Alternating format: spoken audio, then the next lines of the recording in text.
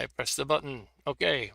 Welcome everyone to Saturday Night Gaming. I'm Mark W. and I have on the line with me Mr. Rob Bob. Say hello, Rob Bob. Hello, Bob. Hello, Rob Bob. Tonight we're doing something different. We're going to play a game book. This is the classic series. This is from the classic series Fighting Fantasy. These are a set of game books, kind of like Choose Your Own Adventure, but with dice rolling and characters and stuff like that.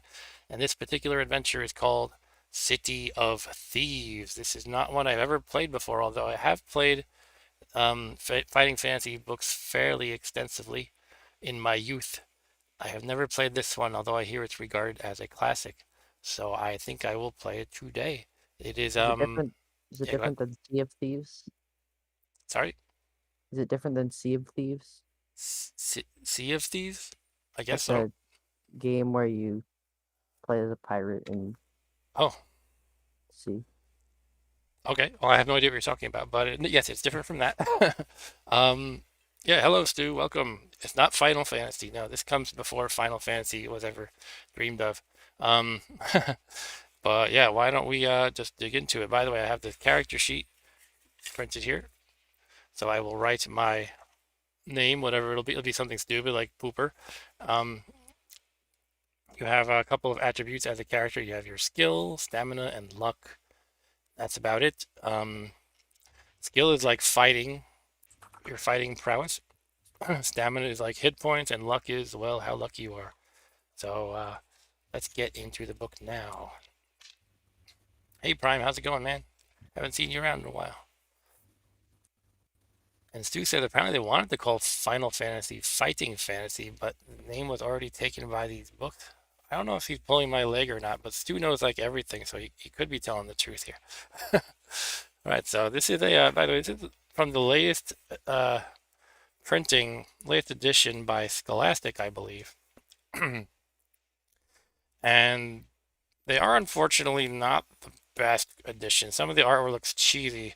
It used to have really cool hand-drawn stuff, and now it looks like somebody like kind of, I mean, it's not bad for what it is, but it looks like somebody kind of just whipped up some art in their iPad or something. It's kind of like digital paintings, I guess. It's not terrible, but a lot of people say that the original art looks much better, and I think I agree, although I don't know this particular book.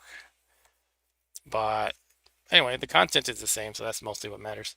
And Stu is serious. Wow, they were gonna call fighting Final Fantasy Fighting Fantasy, but this series put a damper on that. So let's begin. Here we have this glorious death-looking guy, and this is kind of maybe what some people don't like. He looks kind of cartoonish. I think it's a pretty cool art piece of artwork right here, though. Actually, City of Thieves. This is the second fighting fantasy book ever published. It's number two. That being, because of that, I would expect possibly it's rough around the edges in some ways. Just like I remember in some of the older ones, you could get into weird situations, like you're walking around a loop forever, or maybe they were less fair, sort of. Like, you kind of die easily, but that's all right. We're getting old school today. Here's some kind of map. Um, this is apparently a land called Alanzia.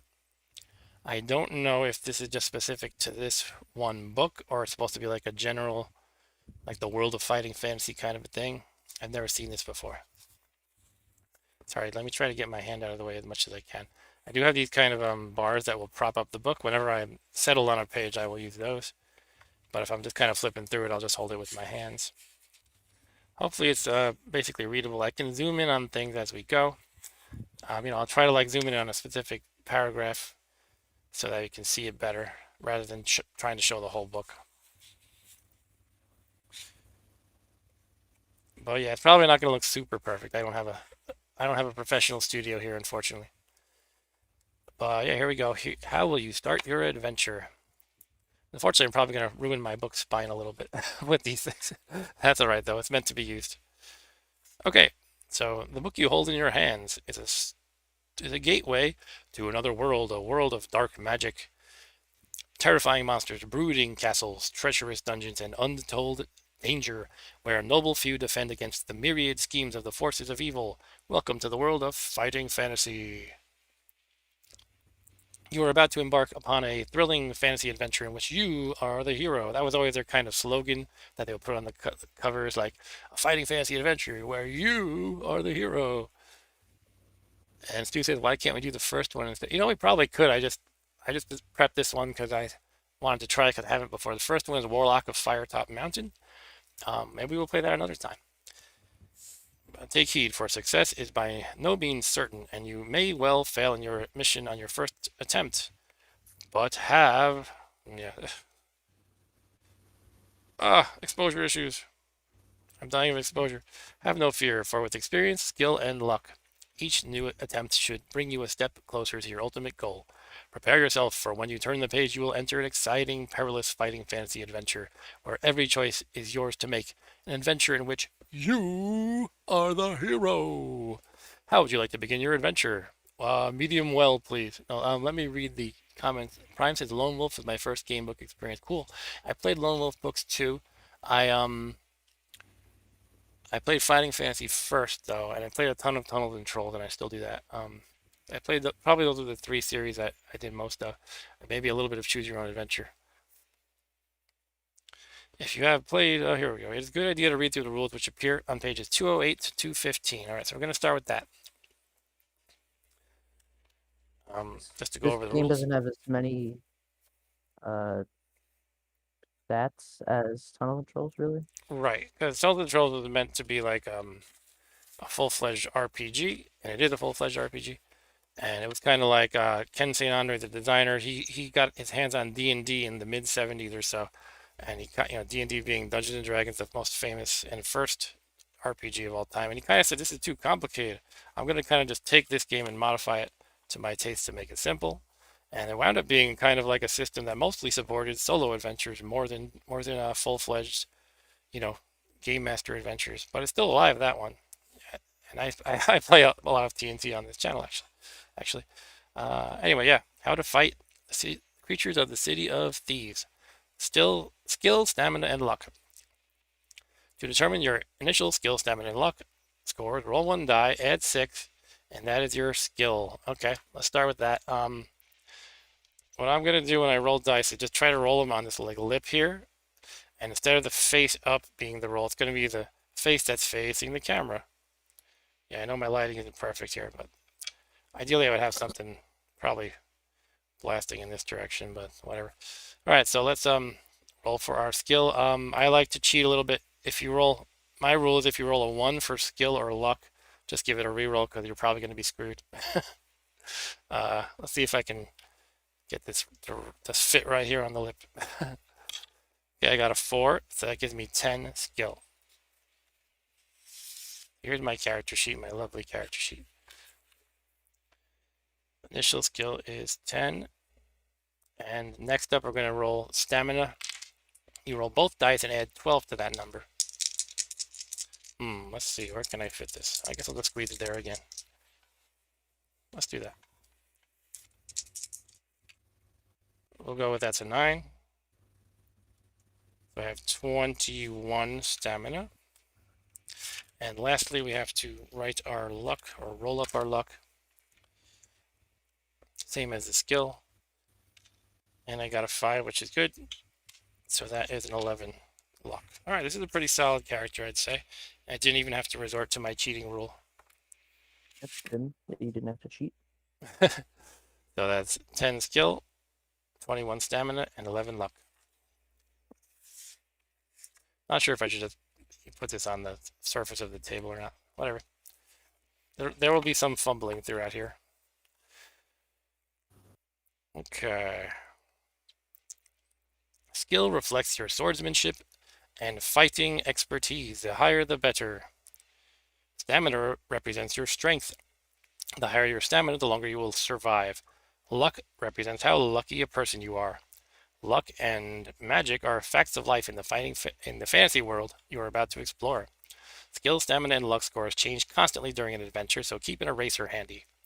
You must keep an accurate record of these scores, but never rub out your initial scores. Although you may receive additional... Yeah, fiddling with camera. Additional skill, stamina, and luck points. These totals may never exceed your initial scores except on very rare occasions when instructed on a particular page. And now we'll get into how to do battles. When you are told to fight a creature, you must resolve the battle as described. Uh, Hold on a second. Sorry about that. I just realized I'm at an awkward angle. Is that any better? Yeah, let's go with it. First record the creature's skill and stamina as given on the page. So basically it's going to say you fight an orc or whatever, skill 6, stamina 10. And you just write in this little box here, the monster has skill 6, stamina 10, or whatever it may be. And then what you do is you roll 2 dice for the creature, you add its skill score, that is its attack strength, and you do the same for your skill score, whose attack strength is higher. If your attack strength is higher, you have wounded the creature. If the creature's attack strength is higher, it has wounded you. If you are both the same, you've both missed. If you wounded the creature, subtract 2 points from its stamina, and you may use luck here to do additional damage if you'd like. And if it wounded you, subtract 2 from your stamina, and again you can use luck, this time to minimize the damage done to you. So you can use luck to do extra damage or to soften the damage done to yourself.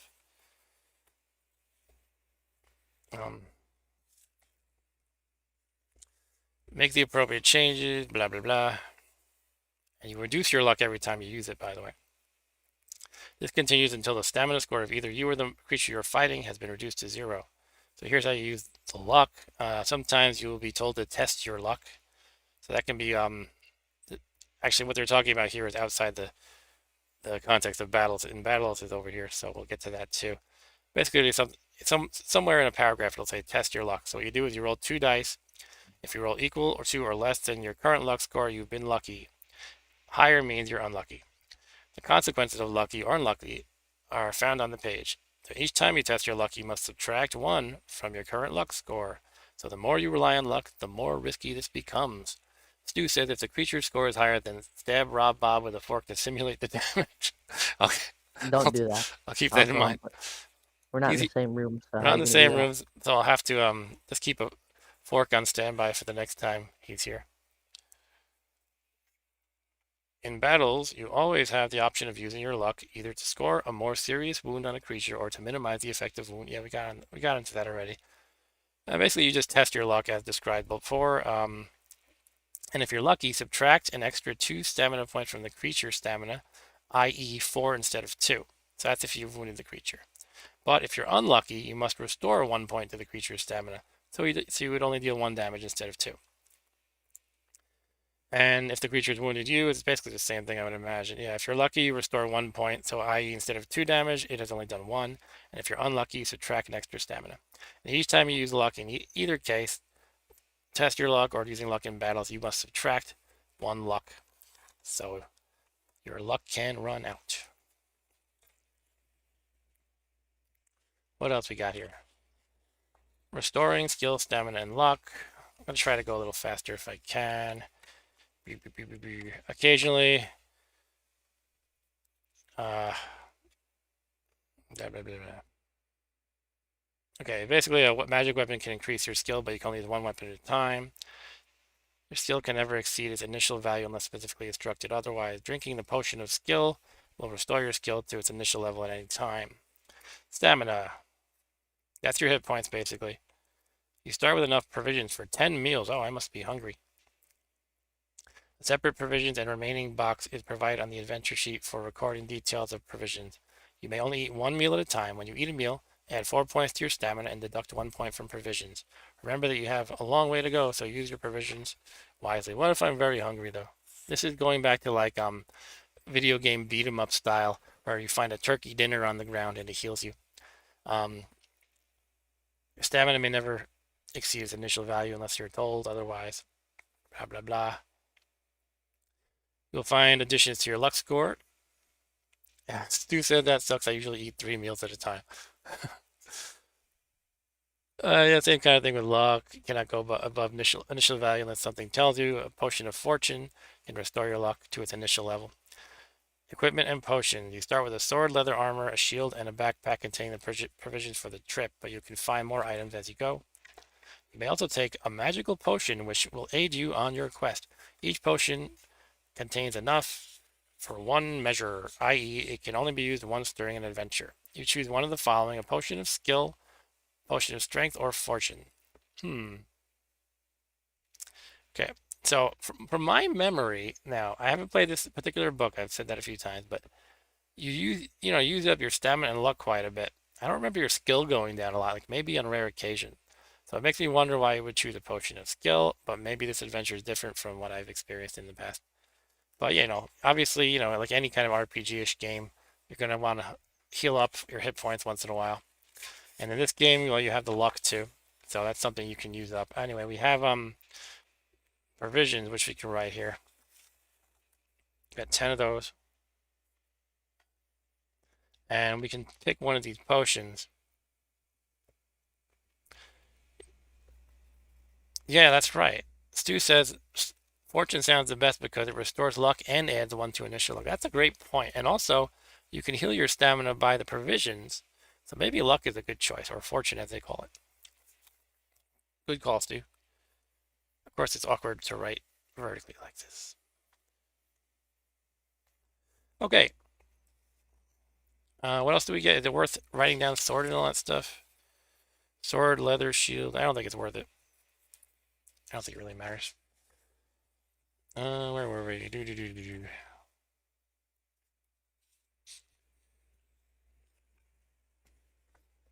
Okay, hints on play. There's only one true way through the City of Thieves. Sorry about my horrible camera work. It'll take some getting used to doing this live.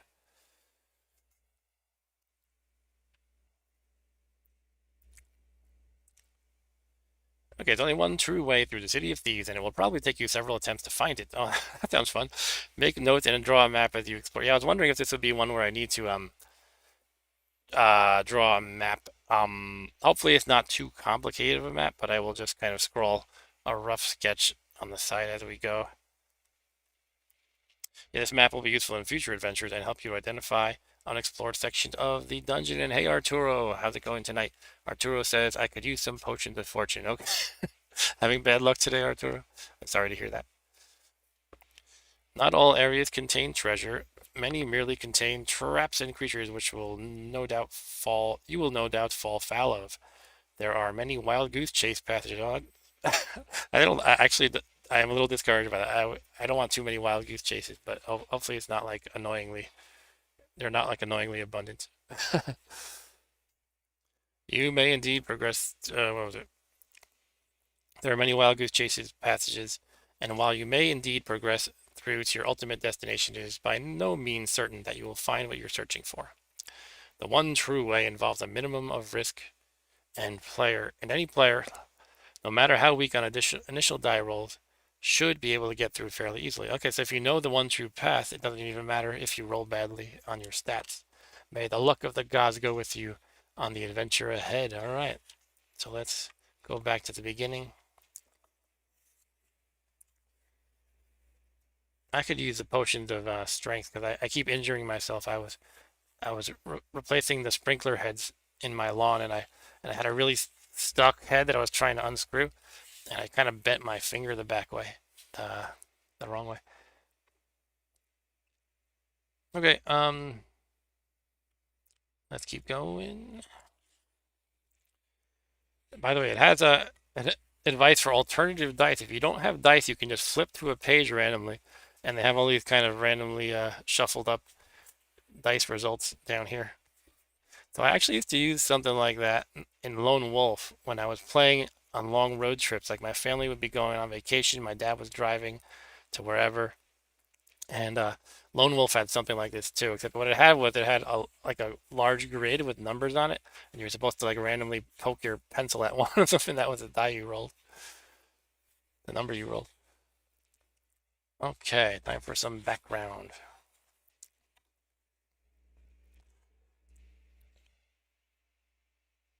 You are an adventurer.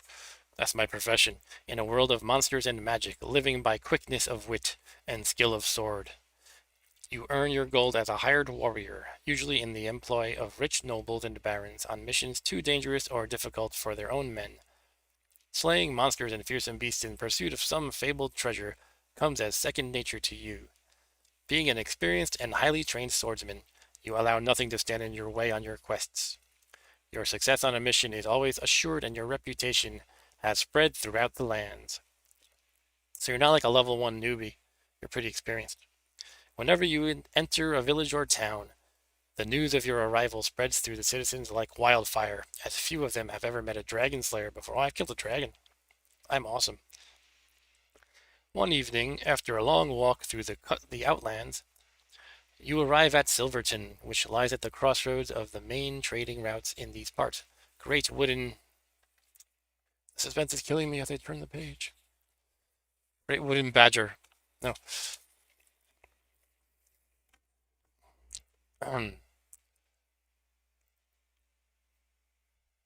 It's a bit of a shadow there, isn't there? Great wooden wagons hauled by teams of oxen are often seen rumbling slowly through the town laden with herbs, spices, silks, metalware, and exotic food from far-off lands. And Arturo says that's not awesome. Dragon lives matter. Hashtag Dragon.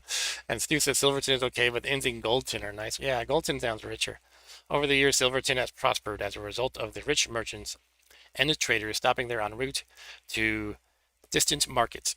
Its wealth is quite apparent, with ornate buildings and richly dressed people aplenty. But as you enter the town gates, something strikes you as being not quite right. The people look... Where was I? The people look nervous and on edge. Then you notice that all the windows on the buildings have great iron grills bolted over them, and the doors have been strengthened too. Although you prefer your own company to that of others, you decide to stay in Silverton for the night to find out who or what is troubling the people. As you walk down the main street, a single note from a bell rings out from a tall tower ahead. Then a man shouts almost desperately, "Nightfall, nightfall, everybody indoors!" You see people scurrying around with anxious faces and looking surprised when they see you. Across the street, you see Stu says, "Wow, you're antisocial." Yeah, they're all like, "Get this guy out of here." Or I guess he means by this, you prefer your own company to that of others. Yeah, I am antisocial. Across the street, you see tavern with the words "The Old Toad" painted on its signboard. As you enter the tavern, a whisper runs through the locals as they recognize you. Some put down their mugs and stare. How rude. You are somewhat surprised that none come over to you to hear tales of adventure. Walking over to the counter, you ask the old innkeeper for a room and a hot tub. All right, it's a hot tub stream now, guys. Suddenly it's a hot tub stream. Or it's a hot tub time machine, maybe. But he ignores you and shuffles over to the great oak door, pushing 6 large iron bolts into place. Only then does he turn to you and say quietly, "That will be 5 copper pieces for the room, and 1 more for the tub, in advance if you please." You reach into a leather pouch on your belt and toss the coins on the counter. He hands you an iron key, but at that very moment there is a loud knocking at the door, followed by a voice shouting, open up, this is Owen Caroliff." The old innkeeper shuffles over to the oak door and slides open the bolts. Then a fat and balding man, dressed in rich scarlet robes, that must be me, bursts into the tavern, looking around frantically. He sees you and walks quickly in your direction, huffing and puffing. He is a man certainly not used to haste. You notice great beads of sweat on his forehead in the pale candlelight of the room. As he nears you, he calls out urgently, "Stranger, I must speak with you." "I'm not a stranger, I'm famous." "Please sit down. It is important that I speak with you." When he turns to the innkeeper to snap his fingers for food and drinks, you can see that he is obviously of some standing in the town, but his face is full of... What is it full of? Is it full of crap? Is it full of food? I bet it's full of crap. Oh, anguish and sorrow.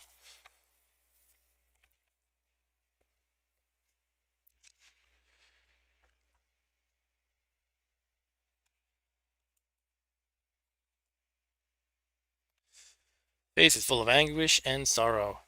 Being curious, you decide to hear what the man has to say. He pulls out a chair for you at the table, bidding you to sit down, and the innkeeper bustles in with a tray laden with hot broth, roast goose, and mead. This sounds good. I'm getting hungry. The man in the scarlet robe sits opposite in silence, watching you as you feast, as though examining you for some purpose of his own. I'm regaining my stamina by eating all this crap. Finally, as you push your plate away, the man leans forward and says, in a low but anxious voice, Stranger, I know of you and seek your aid. My name is Owen Caroliff, and I am the mayor of Silverton. We are in great trouble and danger. We are living under a curse, and it is I who must rid of it. All right, so go ahead and do it. 10 days ago, two messengers of evil rode into the town on huge black stallions, stallions with fiery red eyes. It was impossible to see the faces of the riders, for they wore long black cloaks with hoods pulled over their faces. Their voices were cold, and each word spoken ended with an unnerving hiss. It's like the slugs in FTL. No. They asked for me by name when I came to greet them, they wanted to take my beloved daughter Mirelle to stay with their master Zanbar Bone. You don't want your your daughter to stay with a guy with the name Bone. No, no doubt that you know who he is, the Night Prince. Sorry, no doubt that you know that he is the Night Prince. Of course, I refused their demand, and without another word, they turned and rode slowly out of the town, heads down and shoulders hunched. I knew then that beneath the cloaks were hidden the skeletal and soulless bodies of spirit stalkers. Zanbar Bone always uses them as his messengers, as they will complete their mission or die in the attempt, and they do not die easily. Okay. Only a silver arrow through the heart will release those evil beings from their eternal twilight existence. Take note, people. Silver arrow to the heart for spirit stalker killing. Where were we? Uh, who Yeah, knows what it would take to I feel like kill a Zan? werewolf that has to be silver. Gotta be silver. Gold won't do it.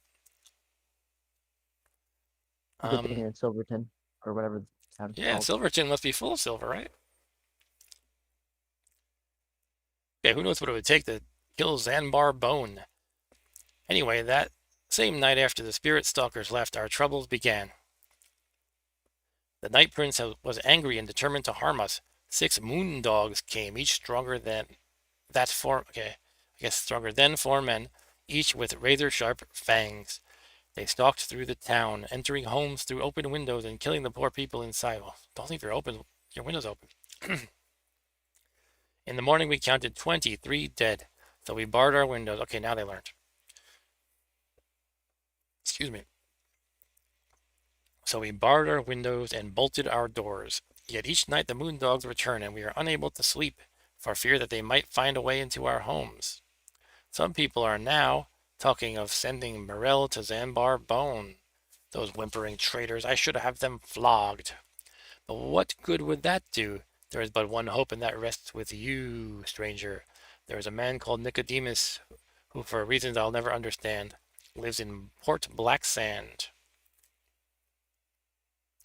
The place is commonly called the City of Thieves, as it is the home of every pirate, brigand, assassin, thief, and ooh, what's the next page? And every happy little elf and evildoer 400 of miles around.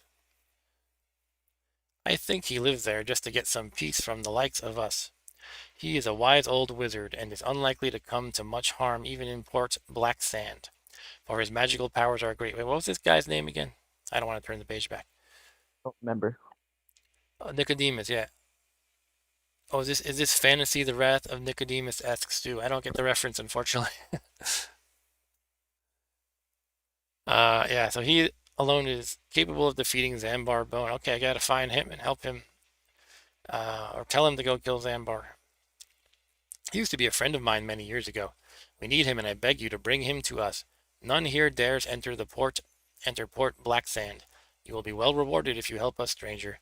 Take these 30 gold pieces for your journey, and take this sword to use and keep.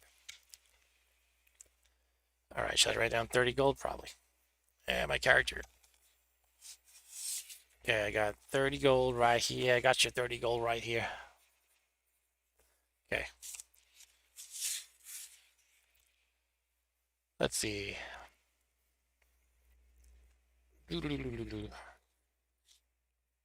It's a long intro, right? As Owen Caroliff rises, he pulls back his scarlet robe, revealing the finest broadsword you've ever seen. He hands it to you, and touching the edge of the blade, you are surprised to see a droplet of blood fall from your finger. You then examine the marvelously ornate gilded serpents twining around the hilt. You have never wanted anything so badly in your life before. You stand up and hold out your right hand to Owen. He shakes it eagerly, saying, "You must set off at the first light of dawn. The moon dogs will be gone by then. I shall be forced to stay the night here also, so let's drink to our destiny, and may the gods be with us." For the next hour, Owen talks about your coming journey, explaining in detail how to reach Port Blacksand. Later, later you gather up your backpack and furs and climb the wooden stairs to your room. You sleep uneasily despite the security afforded by your new broadsword, as you are more than once awoken by the sniffing, scratching, and howling of the roaming moon dogs outside. By dawn, you are already awake and dressed, and determined to reach Port Blacksand quickly to find this man Nicodemus. As you leave the tavern, a black cat scurries past your feet, and you almost trip. A bad omen, perhaps? It's probably just running from the dogs. And if you didn't realize it, your adventure awaits. May your stamina never fail. By the way, if you sometimes tweet that you want help from the author Ian Livingstone, he might reply that you get to he'll say something like add 6 stamina right now or something like that. So I could tweet like I am doing this live. It's probably well he's in UK, so it's probably like he's probably asleep. But but if he were around, he might say add 6 stamina or something like that, or maybe he would even join the stream. That could Okay, be here we cool. go. Hey, what's up, Rob Bob? Did you say something? I said that would be cool. Yeah. The walk to Port Blacksand takes you west some 50 miles across plains and over hills, fortunately without any harmful encounters. Eventually, you reach the coast and see the high city wall surrounding Port Blacksand and the cluster of buildings projecting into the sea like an ugly black mark. Me? Ugly black me? Ships lie anchored in the harbor and smoke rises gently from the chimneys. It looks peaceful enough, and it is only when the wind changes that you smell the decay in the breeze to remind you of the evil nature of this notorious place. Following the dusty road north along the coast to the city gates, you begin to notice fearful warnings, skulls on wooden spikes, starving men in iron cages suspended from the city wall, and black flags everywhere. They're listening to the band Black Flag. As you approach the main gate, a chill runs down your spine, and you instinctively grip the hilt of your broadsword for reassurance. At the gate, you are confronted by a tall guard, this wonderful fellow, wearing a black chainmail coat. They really like black here, and iron helmet. He steps forward, barring the way with his pike, saying, "Who would enter Port Blacksand uninvited? State the nature of your business, or go back the way you came." I had to fix this little rubber thing. It was scratching. When the metal touches it, just scratches the face. Anyway, see the nature of the business or go back the way you came. All right, so I'm going to be, if you guys want to chime in, you don't have to, but if you want to chime in about which choice I should choose, please feel free to do so. And you, Rob Bob, you're a co-player with me. I'm rolling all the dice, obviously, but you can choose as well. Hey, we're all co-players. How about? Everyone is playing the game. Okay, so we can tell him you wish to be taken to Nicodemus. Tell him you wish to sell some stolen booty, or attack him quickly with your sword. Kill, kill, kill first, ask questions later. Option C, then Arturo. Come on, Arturo. You know that's going to be dumb to do. What do you say, Rob Bob? Um, who is this guy that you're talking to? So he's a Which guard guard? at the gate of the city that we're going to. Let me just recap. Okay, we're going to the city called Port Blacksand. Apparently, it's a very evil place.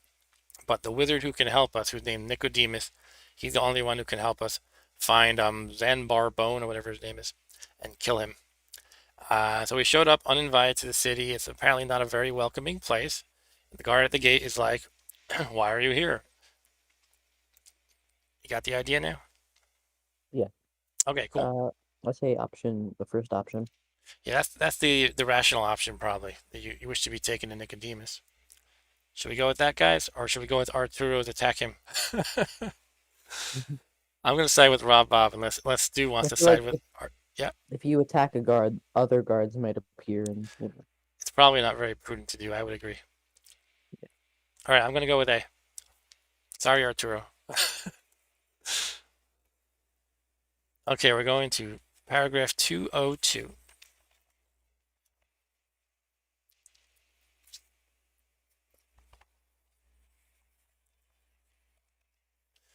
The guard replies that he will send for an escort to take you. Sorry, let's read here. Yeah, there we go.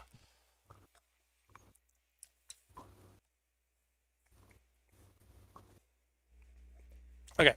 The guard replied that he will send for an escort to take you to Nicodemus. He reaches up to a small bell on the wall of the guardhouse and rings it 3 times. Almost immediately, the two other guards come running out of the house, and you are surprised when they each grab hold of one of your arms. Oh no! See what would have happened if we attacked him? He had 2 guards right nearby to help him. I don't think that could have been a good thing. you could have lied maybe into you selling booty, I guess. I could have killed all 3 of Or them. The guard with the pike looks up to the sky and laughs, saying, "So you want to see Nicodemus, do you? How would you like to see the inside of a dungeon cell instead? Guards, take this fool away to be shackled and throw away the key." Oh, Stu said that's like saying, take me to Hitler. Okay, I should have just attacked him or sold booty. Allow yourself to be taken away. Attempt to fight the guards or try to bribe the guards. All right, you guys are telling me we did something stupid. Okay, so Stu says we should try to bribe them at this point. Arturo says, GG, we're done. What do you think, Rob? I think bribing is a good idea. We have 30 gold.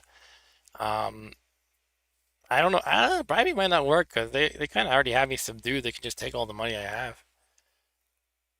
Let's try it anyway. I think it's better than allow yourself to be taken away, probably, at I least. don't think you could really fight them. Yeah, probably not. You could try, but All right, let's try to I bribe don't them. know how well, don't know how 276. well that'll work.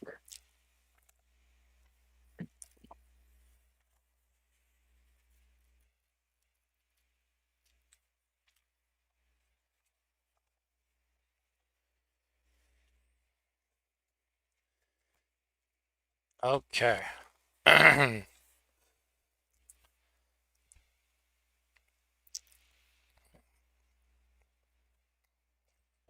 me a moment. You tell the guards that you will make it worth their while if they release you and allow you entry into the city. How much will you offer them? 5, 10, or 15 gold pieces. Well, we have 30. We could afford 15, but presumably that would really weaken our purchasing ability for stuff later on. Yeah, you wouldn't be able to But half of I'm your money. I'm guessing if you pick 5, they'll like laugh at you or something like that. So Stu says 10. Yeah, I was thinking 10 as well. Okay, let's go with 10. That's 267.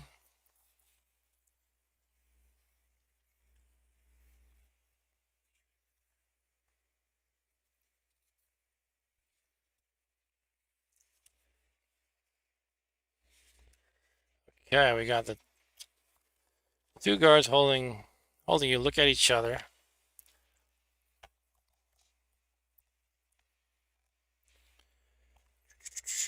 Look at each other and then at the other guards for a decision. He nods at them and they release their grip on you. As you pay him 10 gold pieces, he gives you a piercing look, saying, "If Lord Azur finds out that you are in the city without a pass, you are as good as dead. And as for Nicodemus, find him yourself." Suppressing an urge to draw your sword, you turn and walk into the city. Go to 74. Okay, so we're down 10 gold. We've got 20 now. Better than being in jail, I guess. Mhm.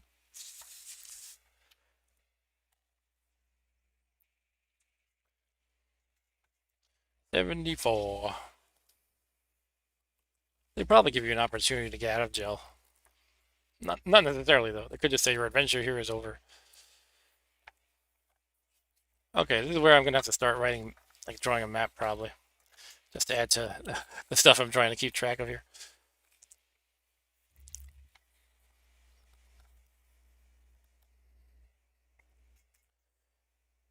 All right, so, excuse me.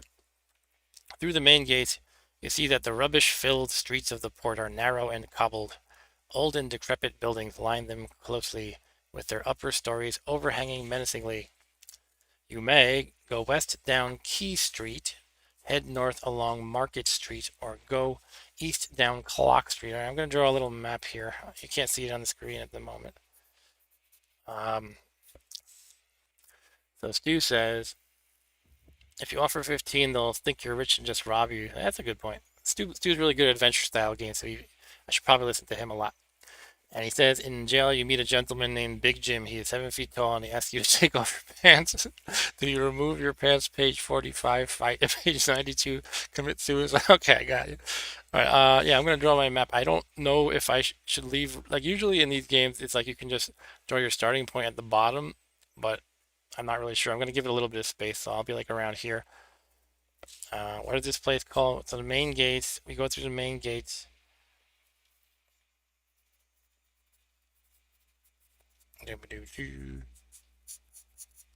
And we can go west down Key Street, head north along Market Street, Hi. or east down Clock Street. What do you guys think? Rob Bob? Sorry, my mom's talking to me. Okay. Well, I think Clock Street sounds interesting. I'm going to head down Clock Street, but I'm drawing the map just so I know where the heck I'm going. And so we got west is Key. Here's my horrible map. I'm probably going to need like multiple pages. Okay, so east of Clock Street. Maybe I can travel through time on Clock Street.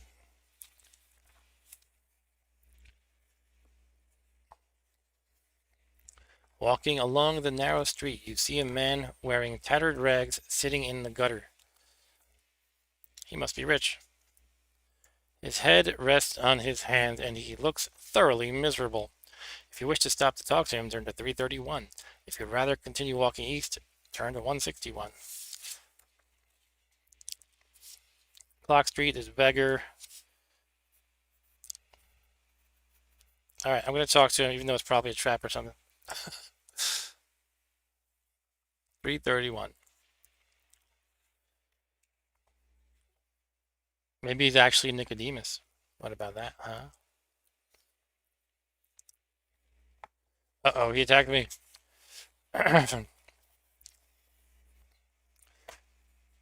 As you approach the man, he suddenly springs up and screams at the top of his voice. Ah! He produces a dagger from his ragged clothing and leaps at you. His wild eyes belong to a man, insane or possessed, and you must fight him. Well, it says madman, so maybe he's not. Maybe he's the former. He's insane, not possessed, which is a shame because I look forward to killing many possessed creatures today. Yeah. So we got this madman. By the way, what's our name? We didn't give ourselves a name. You know what I'm gonna do? I'm gonna clear the book out of the way for the moment.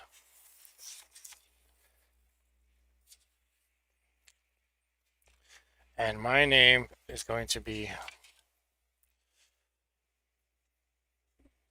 Bartolomeo.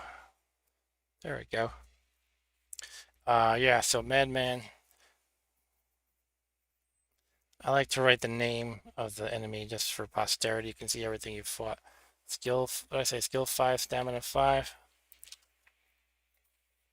Yep. I mean, it's not a poopy name, but it's a fart name, so it's close close enough, right? All right, let's do this. Are you there, Bob? Are still talking to your mom? Still talking Yeah, to I'm here. mama. Oh, you're here. Okay, so the way this works, just a quick recap. We're gonna roll 2 dice for myself, add my skill. 2 dice for the madman, add his skill. And given that I'm up by 5, I don't think he has much of a chance. It's possible he might ding me once. So let's roll. First, my roll. That is a 10 plus 10 is 20. That means he actually literally can't beat me at all. But anyway, just to make it official, he got a total of 13, so I knocked down his stamina by 2. He's got 3. Next round, I might as well not use luck, right? I mean, like, what's the point? So my roll, okay, I got a 9 plus 10 skill is 19. Madman gets 8 plus 5 is 13. I knock him down. He's got 1 stamina left. Don't forget Fatty Fat Arturo. My roll is an 18. And once again, even if I rolled a 12, he would have a 17. So I beat him. His roll was actually 6 plus 5 is 11.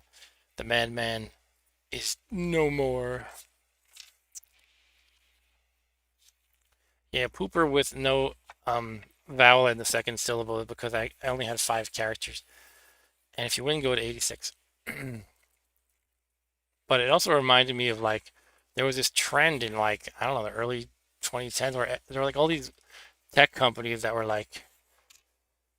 um like Tumblr. They would like omit the vowel in the second syllable for some reason. Did I say 86? Shoot. Let me make sure that's right. Where is that madman again?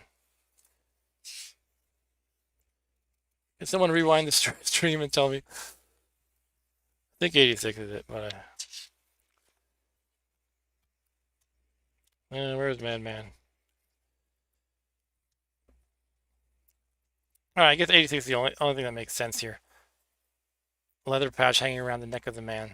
Yeah, that must be it.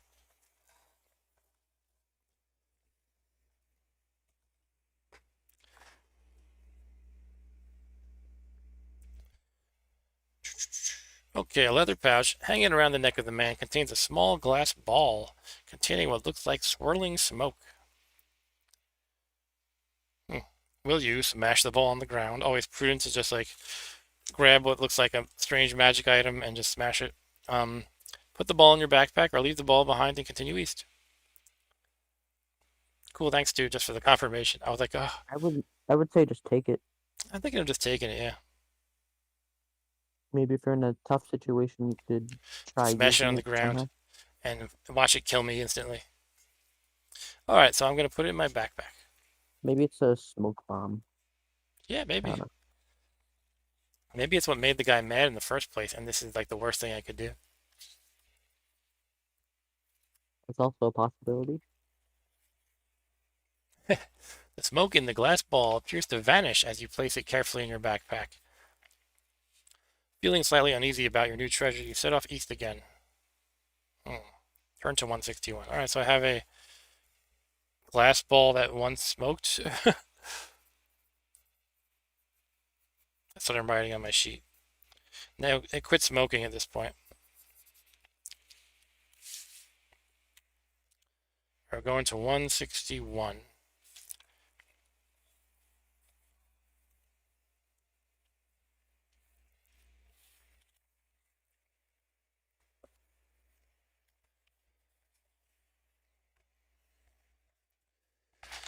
Mm-hmm.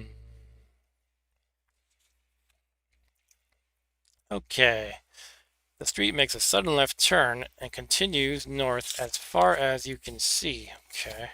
Gonna draw my horrible map here. Just goes north. However, you notice that round the corner the houses are much bigger, with doorways some 4 meters high. On the left side of the street, you see a door. You see that a door to one of the houses is open. You can enter the house, turn to 245, or you can keep going. I mean, if there's some door, a house with a door open, I just have to go in, right? That's unfair. Why does Stu get to be a character in the story?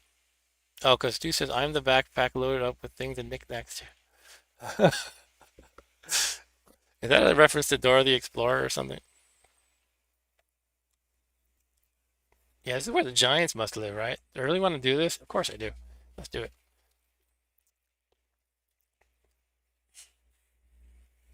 All right, you enter a large room. Excuse me. You enter a large room with brown walls because Pooper is here, and straw-covered floor. There is a musty smell hanging in the air, which reminds you of the dirty old cave trolls that live on the northern borders. In the middle of the room is a table made from half a barrel, with some roughly made stools around it.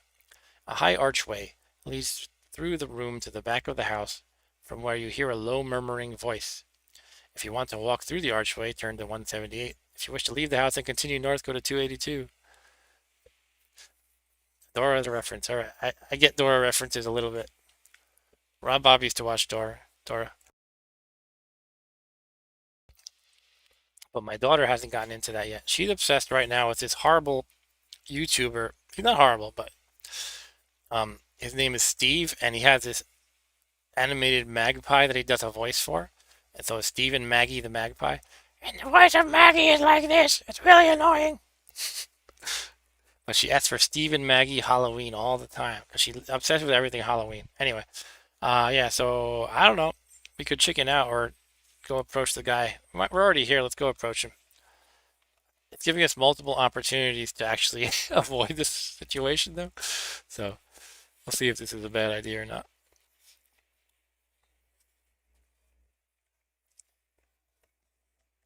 It's like, you could leave again. Give you another chance. All right. The archway leads into a large room, in the center of which crouches a human-like creature, some 3 meters tall. He looks very worried and is muttering to himself. The lumps on his face are the distinguishing marks of an ogre. Will you attempt to speak with him, attack him with your sword, or leave the house to head north? Once again, I have another opportunity. And Stu says, my nephew used to watch some orange with a face on YouTube, so count your blessings. Is that the annoying orange or something like that?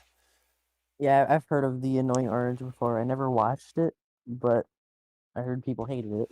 All right, Stu says, speak with him, Arturo. Are you going to give me the usual kill first and ask questions later strategy? He's very dumb. Okay. I mean, he looks worried and muttering to himself. It's not like he's angry or charging at me or anything.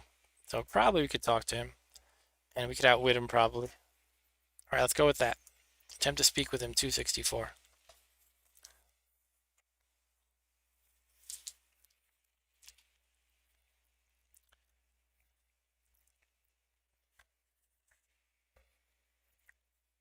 Before you are able to speak a word, the ogre's voice booms out, saying, somebody has stolen all my food. Will you give me some of yours? If you wish to give the ogre some of your food, deduct 2 from your provisions on the adventure sheet and turn to 121. If you wish to refuse his request, turn to 357. Hmm. Well, I do have 10 provisions, but I feel like they're going to go fast. I can't just give him 1 provision. What do you guys think, Rob? You could be the food. I could be the food? He could eat you. If he defeats you in I don't think combat. that's a good idea. Stu says give him the food or he'll eat you. All right, let's do it. Since we have 2 people who think he might be interested in eating me, it's probably a good idea to give him food. I think I'm going to destroy the spine of this book, but oh well. I have a whole bunch of others.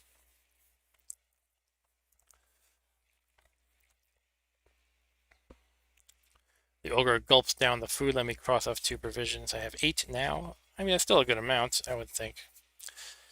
The ogre gulps down the food in no time at all. Licking his lips, he turns to you and tells you to get out of his home. Oh, what a jerk. If you wish to obey the ungrateful ogre and leave the house heading north, go to 282. If you wish to draw your sword to teach him a lesson, turn to 140. What do you think, Arturo? I know what Stu thinks. Stu thinks it's time to kick his ass. I think it is because 282. I didn't give him this food just to take the avoid this situation and go north paragraph. So we're gonna fight him. 140.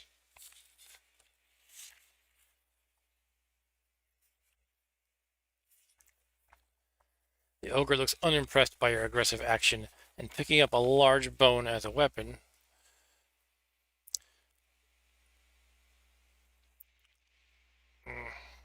Sorry about this. Let me adjust my camera so it's not quite so wonky at least. It's a little better, I guess. Yeah, picking up a large bone as a weapon lumbers towards you. You must fight him. Stu says since he just ate, he should be sluggish and take a penalty. Yeah, maybe if you attack him like before he eats, he has maybe skill 9 or 10. Excuse me. But he has yeah, skill 8 and stamina 9. We should be able to handle him. It's possible he might hurt us though. But it says after the third attack, you may escape by running out of the house to head north to 282. So I want to kill him.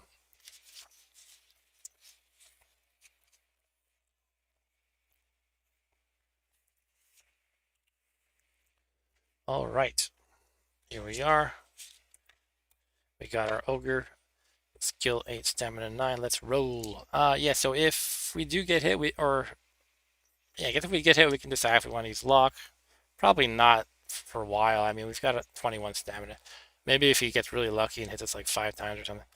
So yeah, let's roll first for myself. Hang on a second. I want to make the lip of my stand here visible. So 10 plus 10 is 20, and that means he can't really beat me. He could tie me if he rolled a 12. So he got 4 plus 8 is 12. I hurt him for 2 stamina. Very good. Continuing. Ooh, terrible roll for me. That's a 13.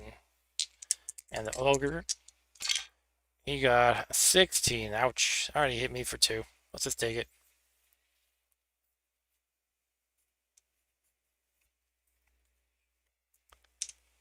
Stu says after you kill him, if he has no treasure, you should cut open his stomach and take back your food. Yeah.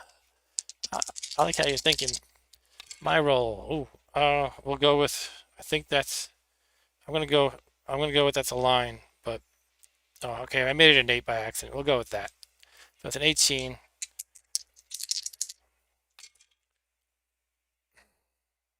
Okay. I guess he got a 10. So it's an 18. It's a tie. Oh, I should have. I should have let that be a better roll. Let's move these things so they're a little bit out of the way. Okay, back to my roll. That would be a 19.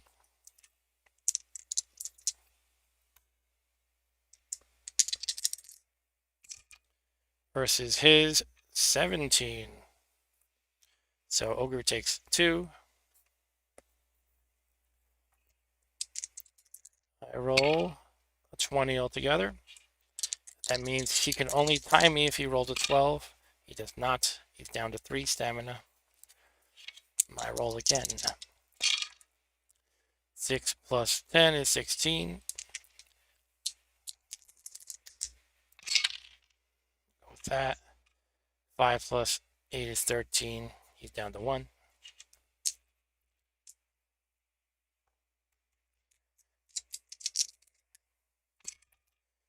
Go with that's a 4 plus 10 is 14. Unfortunately, not a good roll. Ah, but he got a 12. I have slain the ogre. All right.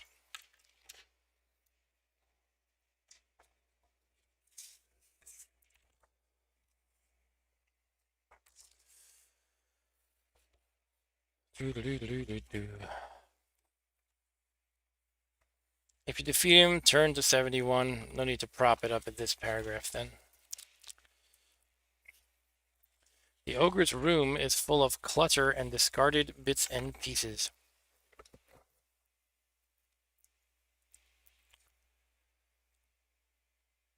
Hold on a sec. Sometimes my exposure gets wonky. Okay. Does not appear to have been tidied for years, just like Rob Bob's bedroom. Rummaging through the jumble, you find a polished wooden box with a hand made of white shell inlaid on the lid. The box is locked and you cannot find the key to open it. If you wish to smash it open with your sword, turn to 324. If you wish to leave the house, no, I'm not going to leave the house. So many options to go north to 282. But yeah, I'm going to smash it open. Stu says open it. Yeah, let's do that. Open it like in NetHack. Like in the hack, force the Yeah, lock. try open the locks with your sword. 324. The box shatters. And you see 2 gems, 15 gold pieces. Cool to make up for my bribe. And then more. some. And a white silk glove lying amidst the broken pieces of wood. If you wish to try on the glove, turn to 89. If you wish to leave the house taking only the gems and the gold, and you continue north, turn to 282. I like how it's like something that could be like a random piece of junk, but it's like, well, do you want to use it? It's like, I can't just say no, right? But it could be good or bad. All right, so I'm gonna try on the glove, and I guess I get the 15 gold pieces. So I have 35 now. Like I'm hoping I don't have to like take another action to actually get the gold pieces. I'll just say I have. Oh, 2 gems too. Okay, 2 gems.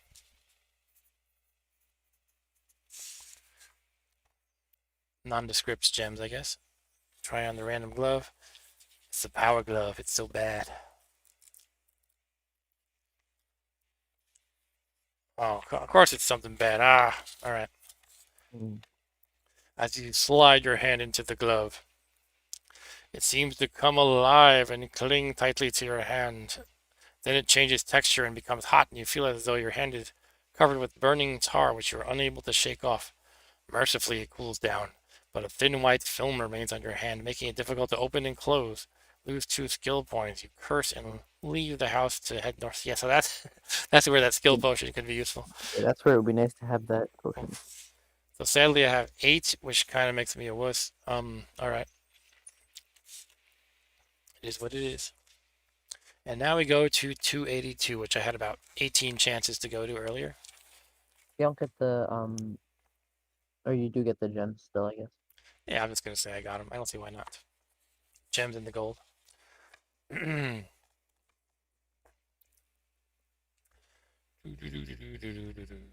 Okay, so we're going north on this street, which I think is still Clock Street. So Clock Street, it went east and it turned north, and then we have the ogre's house over here. I guess I'll draw that.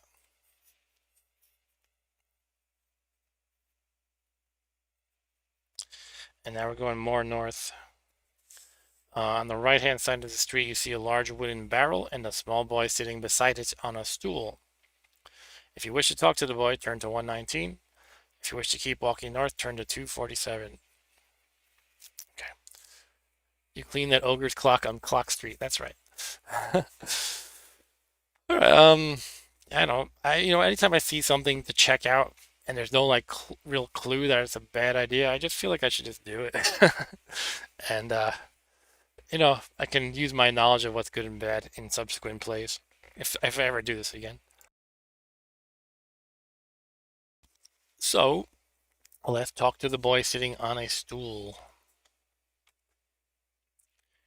near a large wooden barrel. 119.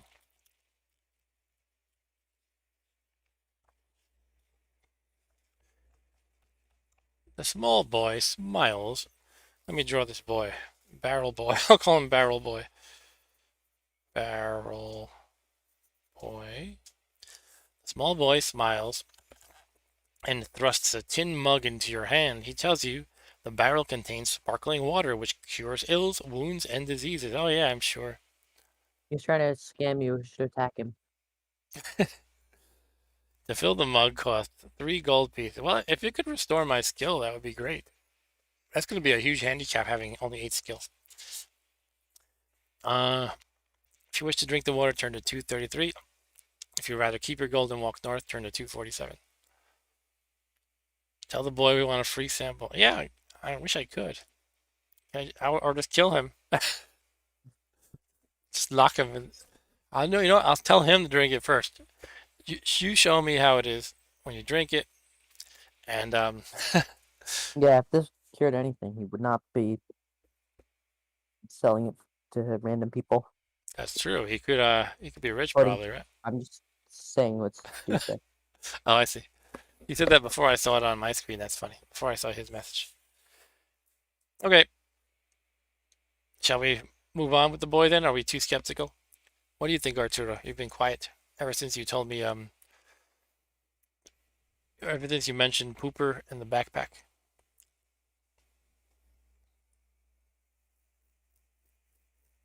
I won't wait for Arturo, but if you time, I'm going to do it just because I'm curious. Think of this as knowledge gathering for next time, even though there might not be a next time. 233.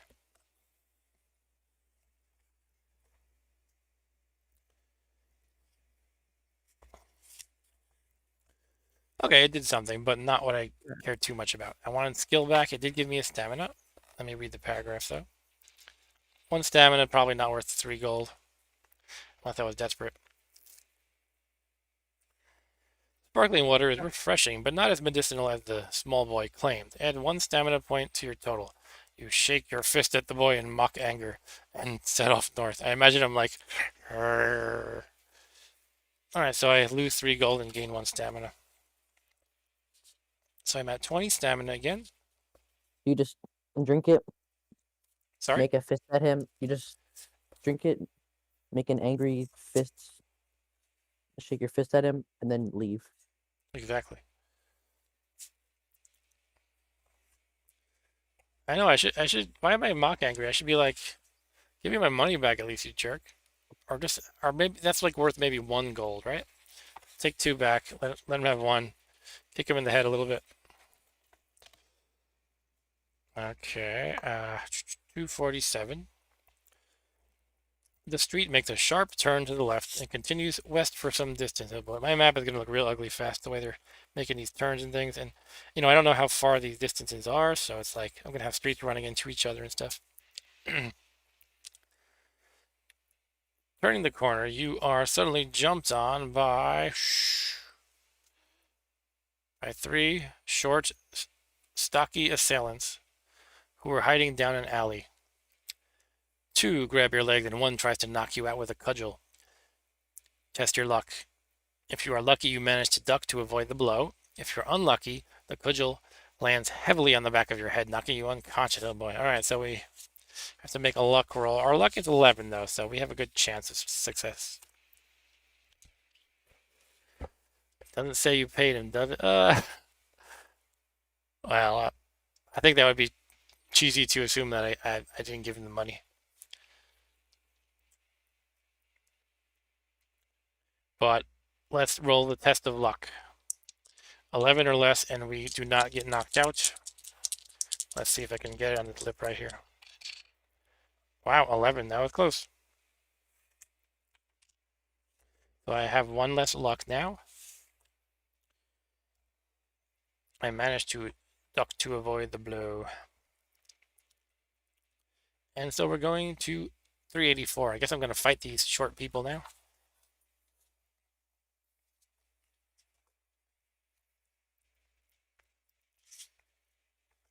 As the cudgel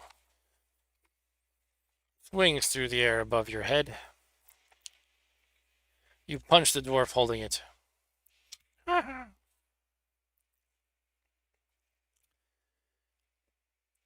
He lets out a scream and drops the cudgel. Feeling his bleeding nose and seeing the blood on his hand, he screams again and runs down the alley.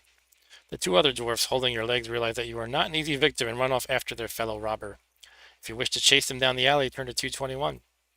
If you wish to set off west again, turn to 396. Do we want to attack them? Yeah, let's do it. Or try to at least? Probably gonna lead me to something bad, right? Yeah. I just keep going. Like, there's all these decisions that it's like, I don't know what kind of arbitrary. It's like, I feel like I should just try everything. But yeah. By the way, Stu said a moment ago that Arturo said he was very offended by our treatment of the slow-witted ogre, and he signed off. Ah. Arturo relates to the slow-witted ogre, I guess. Just kidding, Arturo. Yeah, I'm gonna chase these dwarves. I mean, they're short, right? How hard could it be to catch them? Stu said to chase them, but I bet there will be 5 more dwarves. Yeah, or they're gonna lead me to maybe even a non-dwarf. Maybe they'll lead me to more ogres. No, probably you're right, like 5 more dwarves.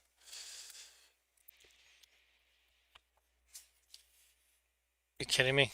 Ugh. Yeah. I just saw a sentence that said you lose all your gold. All right. Oh. Oh yeah. The alley is narrow and dark and runs south some 20 meters before coming to a dead end at a wall. The dwarfs are nowhere to be seen. You start walking slowly back up the alley when suddenly a large net falls on you from above.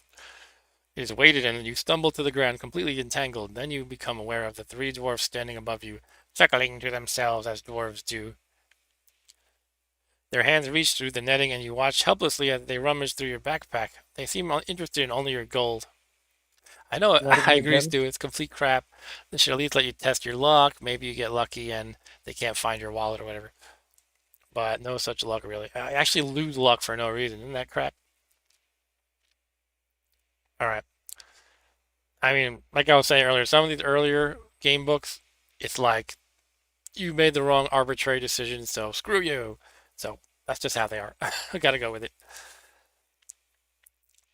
Yeah, Mm, their hands reach through the netting, and while you watch helplessly as they rummage through your backpack, they seem interested only in your gold. Eventually, they walk off and leave you to wriggle free. You have lost all your gold, lose 2 luck points. All my gold? Jeez. Come on, couldn't it be like they found 10 of your gold or something? Christ, all your gold? Alright. 396.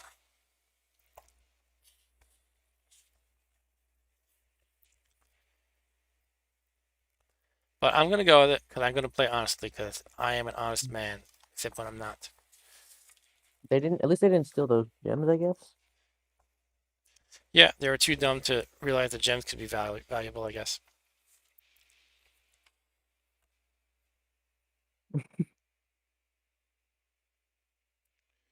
See if I can adjust this. I'm just playing with settings as I go. Alright, anyway. On the left side of the street is a flower shop. The window is filled with exotic and colorful flowers. If you wish to enter the shop, go to 145. If you prefer to keep walking west, go to 24. Stu says, at this point, I would completely give up the quest for Nicodemus and devote the rest of my life to tracking down the dwarves and cutting their hearts out. Wow, Stu. You know what I would do? I'm going to hold them by their beards like this, and while I'll get somebody else to like punch them while I do that. There's three Anyway, of them. I'm sure I could handle them, the dwarves. Nah, I'm just talking nonsense. Um, yeah, if you wish to. It depends what kind of dwarf. And usually, like D&D style dwarves are actually very strong. But if you mean like Snow White and the Seven Dwarfs, they're little runts, right? Okay, I gotta go in the flower shop, right? Another arbitrary thing to try. So let's go in the flower shop. Let me take note of robber dwarves on the map. And then we have a flower shop. Does it say which side? The left side of the street. I would show you my map, but it's such crap looking. I'm kind of embarrassed too. Just kind of want to have a very rough idea where things are, though.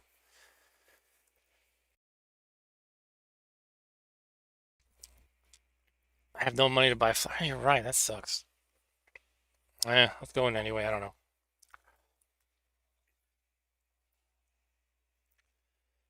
145.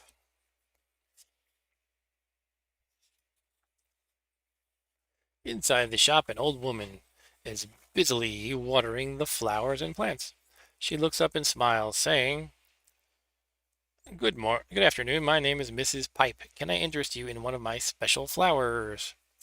If you wish to see what she has to offer, turn to 293. If you wish to leave the shop, refuse politely and head west 24. Sue says maybe you can get a job answering the phones and making floral arrangements. Yeah, that's a good idea. I can work here for a month, get a little bit of cash. I'll see what she has, although I know I'm just not going to be able to buy anything. She explains that she has just picked one of her golden flowers. Ooh. There are 10 golden petals on the flower, and you are told that if dipped in dog's blood, each petal, plucked and thrown on the ground, will change into a gold piece. Okay, now I just need some dog's blood. Mrs. Pipe asks for any magic item, piece of armor, or food, 2 portions of your provision in exchange for the golden flower. I don't even spend Hmm. money. You could give her that orb thing. I want to give her that. I don't know. It's even a magic item? I guess so. Piece of armor or food. It said I had a shield, right? A shield that doesn't really do anything in terms of game mechanics. I could just say, here, you can have my shield. I guess that's armor. I feel cheaty doing that, but did it say I have armor too at the start? I don't know. Let's just see what we have. We could just give her 2 portions of provisions, I guess. You know what? The game was cheesy to me, and it did say I have a shield at the beginning. So I'm gonna say, you take my shield. Here you go. That's my piece of armor. That's not even really being cheesy. It literally said I have a shield, so it just didn't say it affects the game mechanics at all. Okay, so I have the let me write down the petal though. I mean the flower with 10 golden petals. All you have to do is get dog's blood. I don't know. Yeah, that's easy to find. Ask if she sells dog's blood, says Stu. Oh yeah. Hey, do you have a pet dog by any chance? Can I just see your pet dog for a moment? Yeah, I know I have horrible handwriting, but here we are. Flower with 10 golden petals. And I crossed off my shield that does nothing.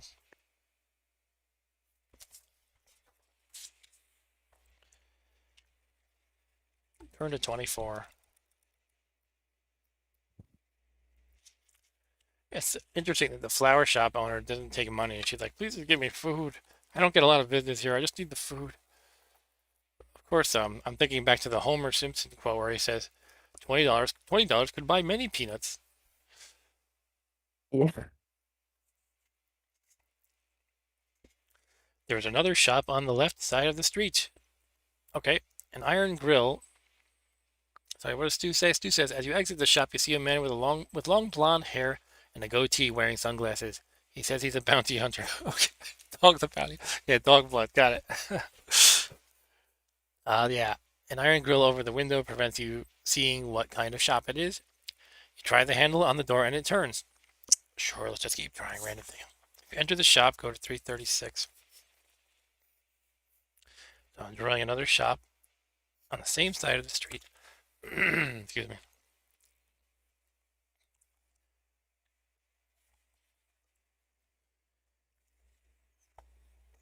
They did mention there are some wild goose chases, so I hope it's not like, well, there's no actual dog, or if you do find one, you can't actually catch it.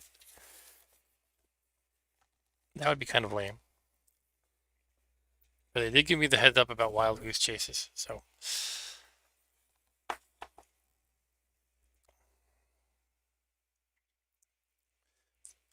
I've been warned, right? Once inside the shop, you realize why the windows are barred. It is a jeweler's shop. Standing behind the glass counter is a huge bald-headed man with an eye patch covering his left eye. Oh, a pirate, huh? He gives you a welcoming smile. The sight of his ugly mouth with its few black-stained teeth does not inspire confidence. He chews tobacco. A large battle axe hangs conveniently behind the man to deter any would-be robbers. On display are several ornate rings inset with diamonds, emeralds, and rubies. I guess I'm not buying these things with my no gold. The man asks whether you are buying or selling. Will you ask the price of the rings? Offer to sell him gems if you have them? Or, everybody's favorite option, attack him with your sword. I would sell the gems probably because you have gems. Mm-hmm. Let's do that. Unless Arturo, if Arturo right now says to attack him with the sword, I'm going to do it. But if I turn to page 302 before he says that, it's too late. Yeah. Stu said don't attack him, you'll lose 4 luck points, probably. And he's supposed to be really strong looking and have a battle axe. Meanwhile, my skill is 8, which is the second lowest starting skill at this point. 302, let's rise up.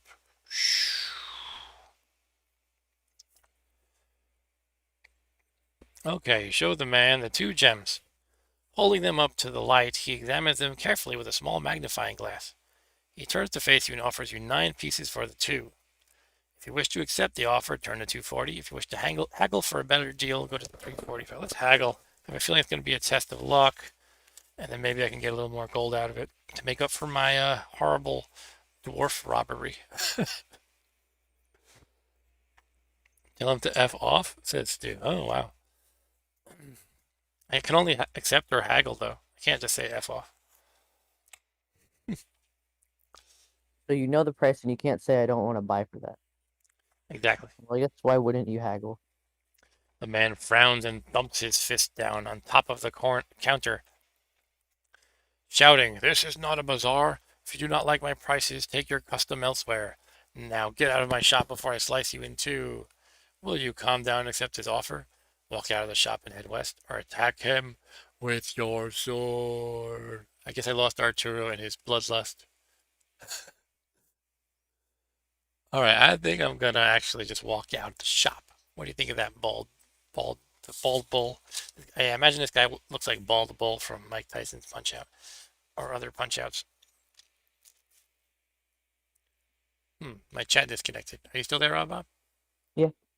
Okay, and on the YouTube stream page it said chat disconnected, so I'm refreshing that now. Dum dum. Give me a moment, please.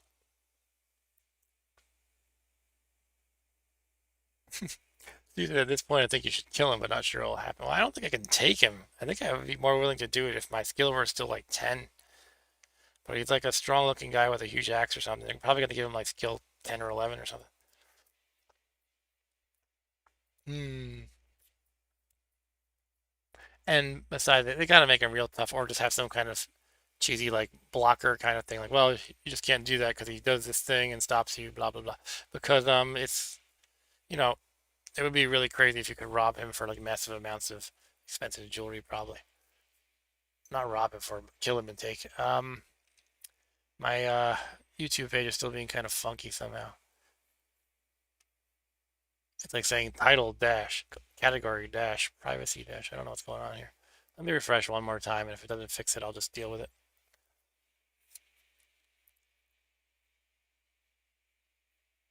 Okay, that looks a little better. It says concurrent viewers too. Woohoo! Likes too. Yeah. Okay, so I'm gonna walk out. I'm gonna say, well, I will take my business elsewhere, Bald Bull, over to 196.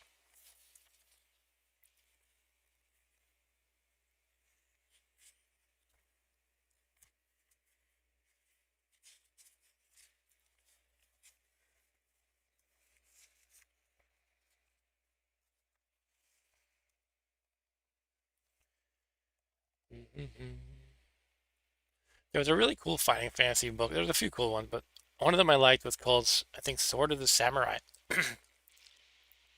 And in that one, you had, alongside your basic attributes like skill, stamina, and luck, you had one called Honor. And Honor played in because you're like a Japanese samurai. And if you ever lost all your honor points due to shame, you had to commit seppuku. So Honor was like another set of hit points, kind of. Okay, so you arrive at a four-way junction in the street. The street continues west, changing its name to Key Street. And the street running north and south is called Market Street. Okay, so I've rejoined to Market Street at least. At least I know where that is. So yeah, of course, like I was saying earlier, my map isn't going to be perfect because it doesn't say the distances besides my terrible drawing, but it's saying it, yeah, the four-way here that would go into Market Street. So I kind of overdrew it a little bit. So I'm going to be, I'll just connect the streets in an awkward way, I suppose. So four-way intersection.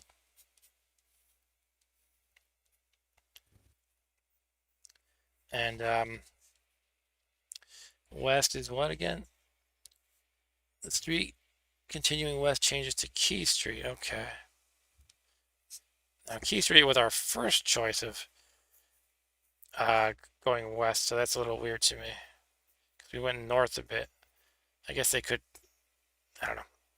I think in games like this you should make like the streets, or if you're in a dungeon corridors, like you should make them straightforward because you know whatever, that's my opinion. Um, at least as far as like distances and things, so you can actually draw it. 'Cause how am I supposed to know that I extended too far, right? So I drew this south street connecting to Market Street that way. Key is over here now, but they told me Key was here at the gates, so maybe it loops back or something. Curves downward. Kind of weird. And north is what? North and south is Market. Okay, north and south is Market. That makes sense. And yeah, looking north, you see a crowd of people walking up the street cheering loudly and waving their arms in the air. You decide to follow them. Okay, no choice in the matter. Of course I was going to do that anyway. Still there, Rob Bob? Mhm. Okay.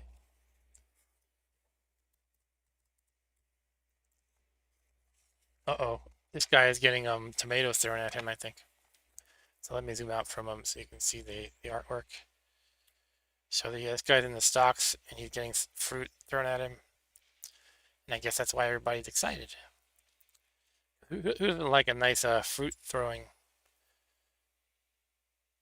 Maybe it's like that tomato event they have in Italy, where everybody throws tomatoes at each other. No, really, clearly he is the focus of everyone's attention.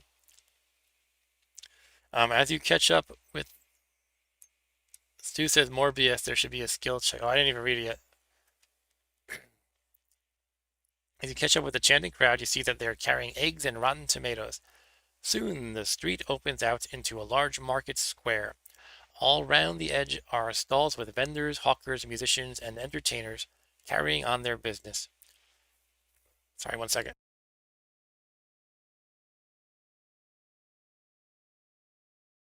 In the middle of the square is an elevated pillory. Above the noise of the crowd, a trumpet sounds, and the crowd starts to pelt the man in the pillory with rotten food. An old woman standing next to you offers you 2 eggs to throw. Not wishing to appear to be an outsider, you take the eggs and hurl them, but as you do so, the old woman picks your pocket without you noticing. That's what Stu's talking about, more BS. Lose 1 gold piece or any one item you may have.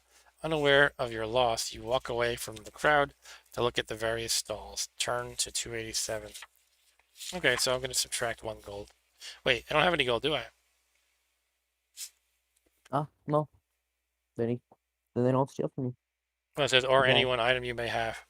I would Uh, think if we're being fair, we probably have to lose an item if we don't have a gold.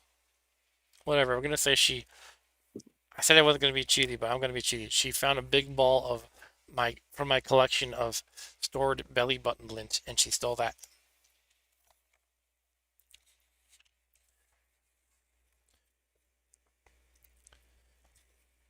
Mm-hmm. 287.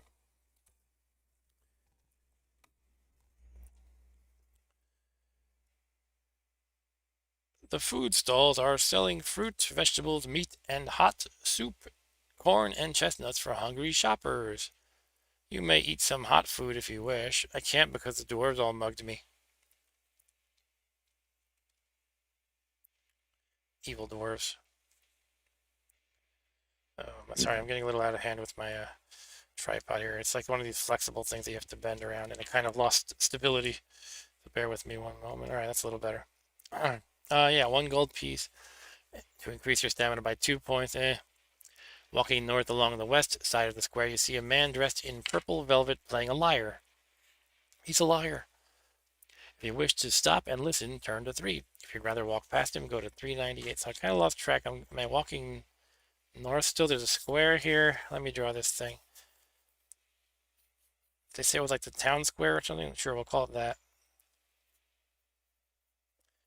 And I'm walking along the west side, heading north, though. All right.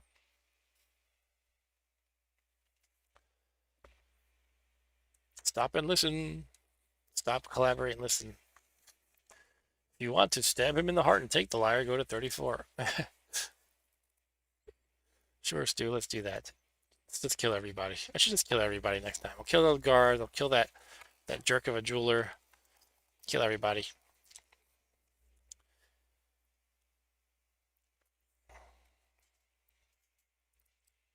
Okay, the man stops playing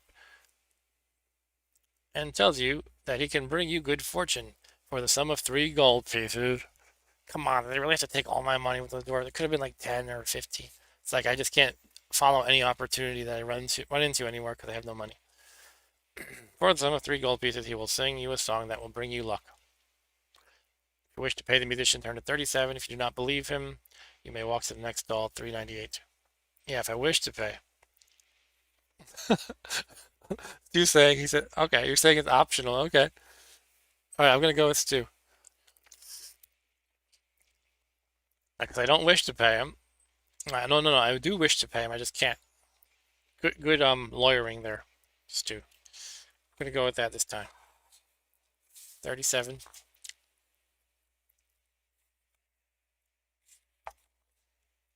37 in a row? Okay.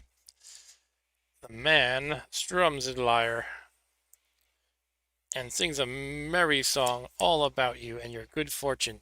He does have the power to make you lucky. Add 2 luck points and walk on to the next stall. Okay. So that undoes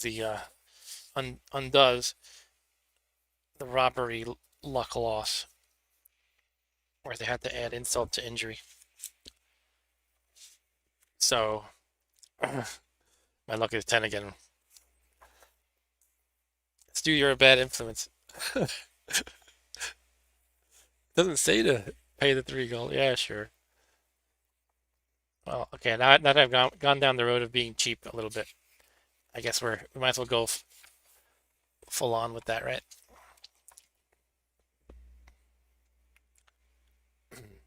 A small circle of people is standing around a bare-chested man. He is enormous, and his muscles look as hard as iron. He is asking the crowd for a volunteer to play catch with a cannonball. He states that whoever drops the cannonball must pay the other 5 gold pieces. If you wish to take him on his game, turn to 378. If you would rather walk on, turn to 52. Shall we do it? I don't have. I honestly think that even playing by the book, if they don't ask me to show that I have money up front, I should be able to do this. Sounds like a bad idea, sis. Probably is, but Yeah, he'll probably like attack you if you don't have the money. He well, could. okay. Let me think. I mean, what stat would it use if anything? I would think they call stamina like the potion of stamina is actually called strength, so I would think you would probably use stamina if anything rather than skill or luck. Well, let's just move on. We're probably gonna get screwed. Everything screws you in this game, right? 52. We are walking on.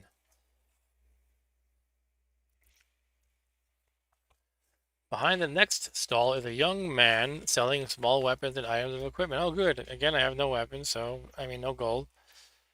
Jeez, man. We need money to Let's do do anything. stuff.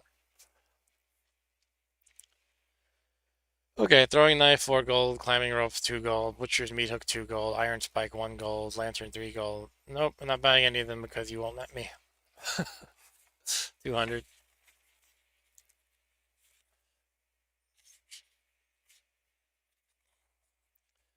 In the next stall, there is a small, brightly colored tent. Attached to it is a small sign which reads Madame Star, Clairvoyant. Her name is Clairvoyant. No, if you wish to enter the tent, I'm gonna go in there. She's gonna want money though, right? 394. Well, that's how it works in real life. What's that? Is they want money from you, Yeah. the psychic people. Okay, basically she said it'll cost 2 gold, so let's move on. We're leaving the tent and heading north to 117. 117 was the detention room in my high school. If a teacher told you to go to room 117, you were in trouble. Go to room 117. They're like, no, not that. Anything but that. It sounds like an ominous number somehow. Maybe just the school conditioned me to that, but it reminds me of something like 1313. Okay. Stu says in the next goal, if the man taking a dump, he asks you for some leaves. If you want to give him a leaf, turn to 57. If you want to stab him, turn to 281. All right, I'm going to 281 now. No, all right, so at the end of the market, I think I went north a ways. A street named Bridge Street runs north out of the square, yeah. Okay, so I got my Bridge Street. Guess there's a bridge up ahead. You decide to walk down it in the hope of finding the elusive Nicodemus. It starts to rain and the tumble-down houses huddled together on either side of the street look as if they need shelter themselves. Most have their windows boarded up and are empty. The door to one flaps noisily in the wind. If you wish to take refuge in the derelict house until the rain stops, turn to 188. If you'd rather press on ahead, turn to 31. Uh, let's keep going. 31.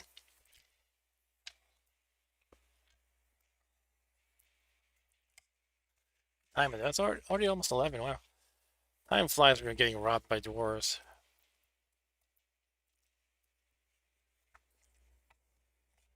Okay, here we have a picture of the bridge that we are seeing. Maybe this is a guard or something.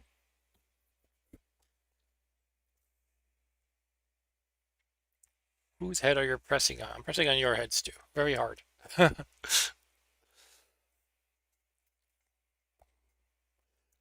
All right, so ahead you see a wooden bridge stretching over a dirty river. Various bits of rubbish are floating down to the sea on its black surface, and you squirm at the sight of a human hand passing by. Hello, I'm a human hand just passing by. The bridge supports and the columns reach high above, and you see skulls, both human and non-human. Give me a second. Sorry, guys. I got a little crap in my throat.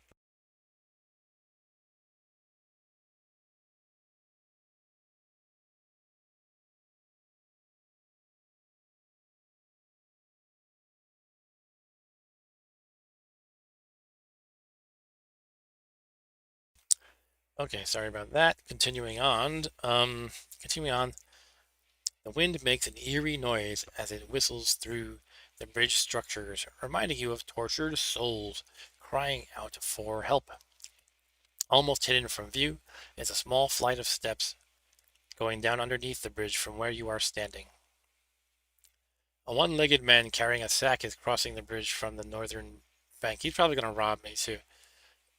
If you wish to climb down the steps, turn to 329. If you wish to wait to talk to the man, turn to 364. All right, I'm going to talk to the one-legged man.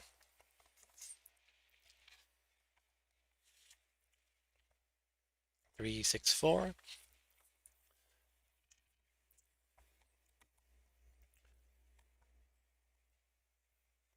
Oh, come on. Are you kidding me?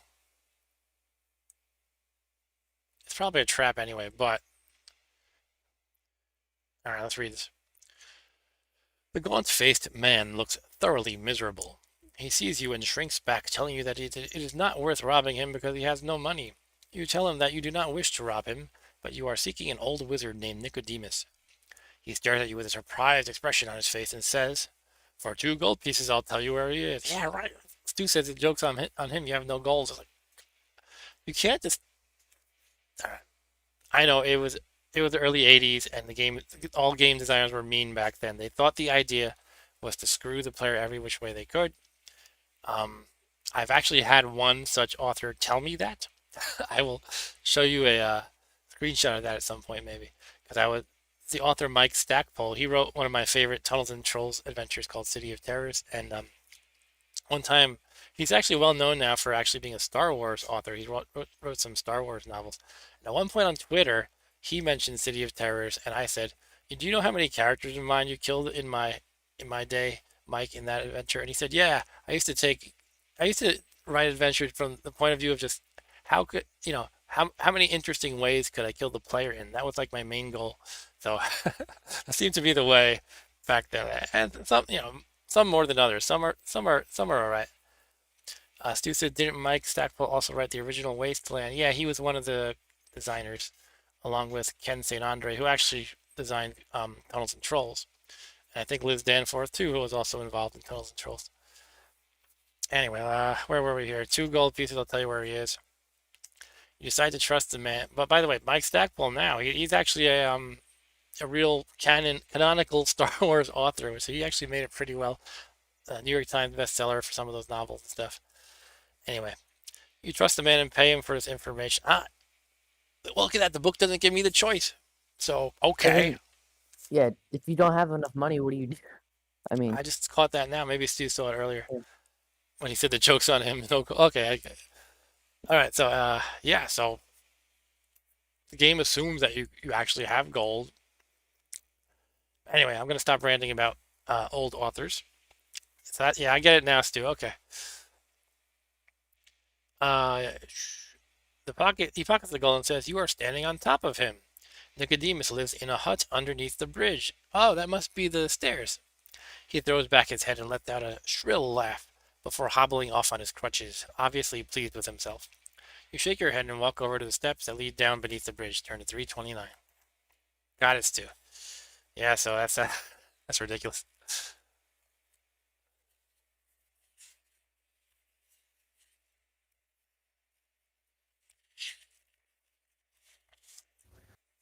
Oh, look at this guy.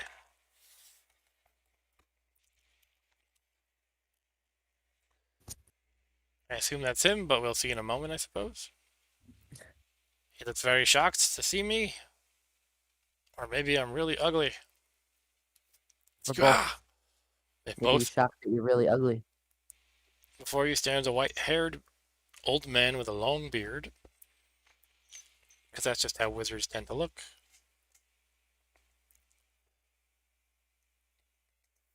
Okay, the smell by the water's edge is terrible. That's how you know you're near Nicodemus.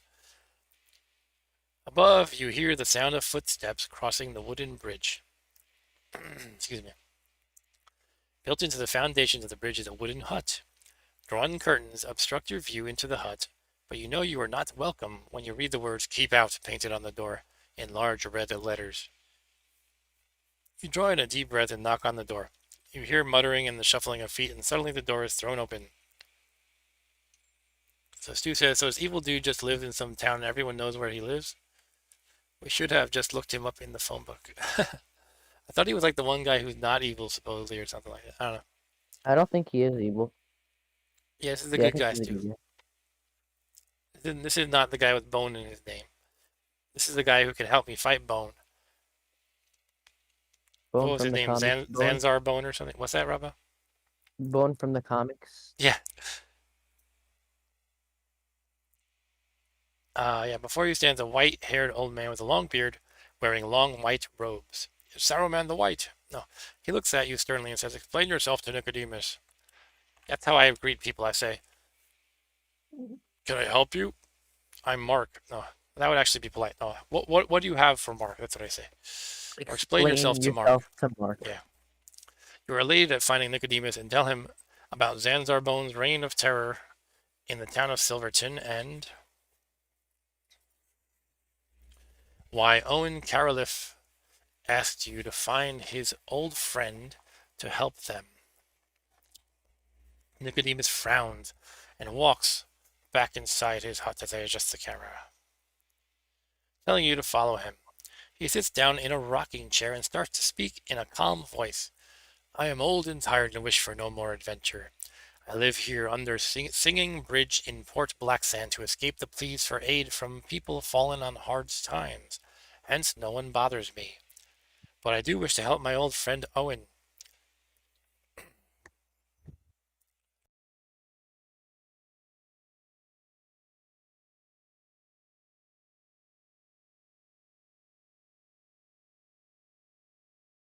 Okay. Oh, Stu said this sounds convoluted. Okay, I didn't quite read it all. Let's keep going. Stu reads ahead of me. "I will tell you how to defeat the Night Prince Zanzarbone.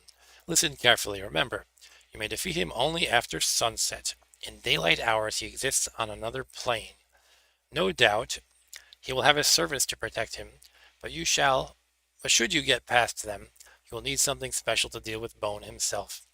To protect yourself from his entrancing stare, you must have a white unicorn and a yellow sun tattooed on your forehead. Normal weapons will not harm him. First, you must shoot him through the heart with a silver arrow, just like the what was the thing called, the spirit somethings. Other guy. We got a heads up about that earlier. We had to kill the spirit critters or whatever with silver arrows. This will paralyze him but not kill him. Then you must quickly rub the ground compound of black pearl, hag's hair, and a lotus flower in his open eyes. With luck, he will decay before you in seconds.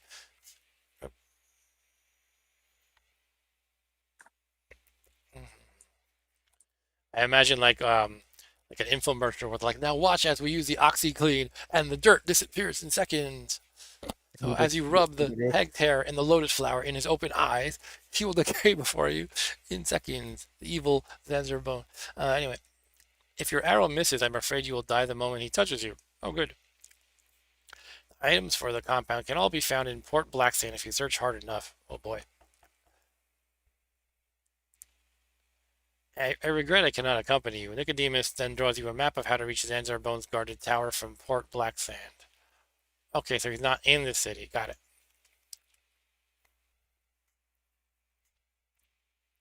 He stands up, shakes your hand, and wishes you well. You leave his hut, climb the steps, and cross the bridge over Catfish River.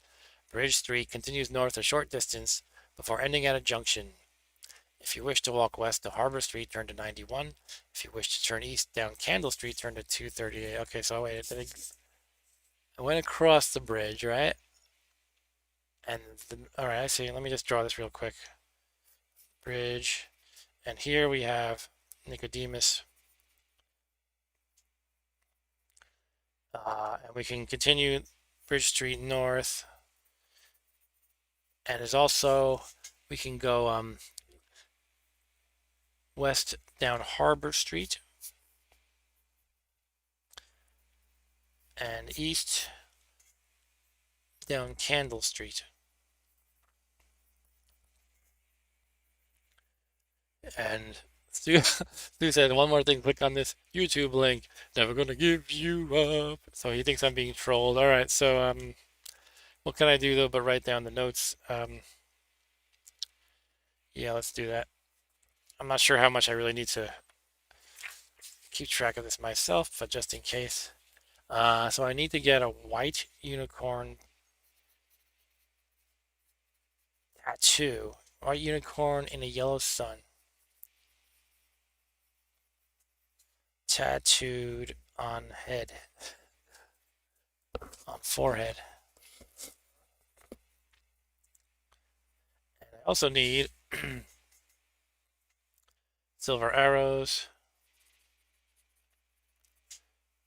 You need to shave yourself bald and have an orange tattooed on the top of your bald head. Yep, and I have to shoot him straight through the heart. Q Bon Jovi, I guess. Ground compound of black pearl, hag's hair. What constitutes a hag? Is it any old lady, or just a grumpy old lady, or an ugly old lady, or does she have to be like a witch with powers? Lotus flower.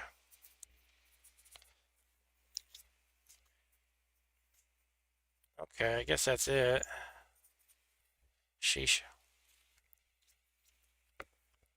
Another guy trolled by Nickety. Yeah, there's probably like 100 people walking around the city with this unicorn tattoo. And then, like, I imagine Nelson from The Simpsons pointing and laughing. Ha ha!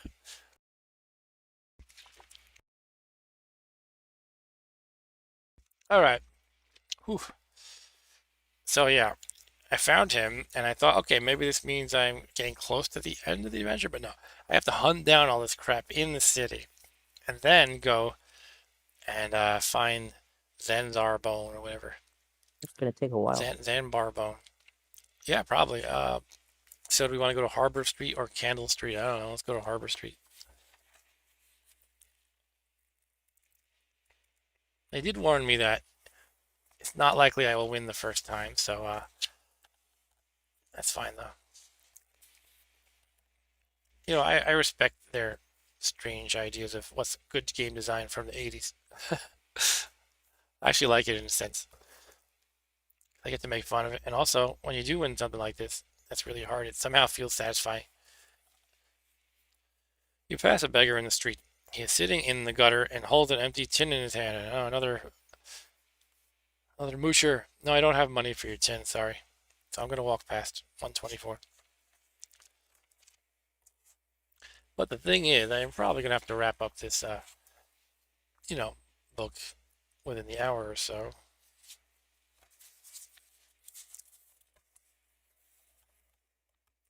I might just run out of steam before then, though. I might just want to like switch to NetHack or something. It's kind of, I'm having fun, but it's also a lot of work to keep shuffling the book around and read all this stuff out loud. But a narrow alleyway runs south off the street between two houses. Okay, let's see if I can draw this. What are we doing? We're drawing Harbor Street. I'll just leave it alone for now. If you wish to walk down the alleyway, turn to 326. Doesn't say which direction. Who cares? It's one of them. Sure, a creepy alleyway. Let's do it. Nothing can go wrong. There will be no, um, Dwarves in the yeah, alleyway. mugger dwarves. Yeah, Well, they have nothing to steal. You have nothing for them to steal from you, really. that's right. Oh, look at this dogs. Steal it. Let's kill some dogs, people. You got 10 coins. I can get money, yeah. Ahead, the alleyway is strewn with rubbish and discarded possessions. Suddenly, you hear growling and you see movement among the rubbish. You draw your sword just in time as two wild dogs, each 1.5 meters long, leap at you. Fight both dogs at the same time. Does that mean I add up there? Oh, okay, never mind. It's saying below. It describes below how it works. So they each have skill 4, stamina 4, and 3. That's nothing, really, but let's see how it goes. Both dogs will make a separate attack on you in each attack round, but you must choose which of the two you will fight. Attack your chosen dog as in a normal battle. Against the other, you will throw for your attack strength in the normal way, but you will not wound it if your attack strength is greater. You must just count this as though you have defended yourself against its bite. Okay. Of course, if its attack strength is greater, it will wound you. If you win, turn to 184. You may escape by running back up the alleyway and turning west into Harbor Street. Okay. So this shouldn't be that hard, even though I have to fend off another one at the same time. So this is our third actual combat. Skill 4.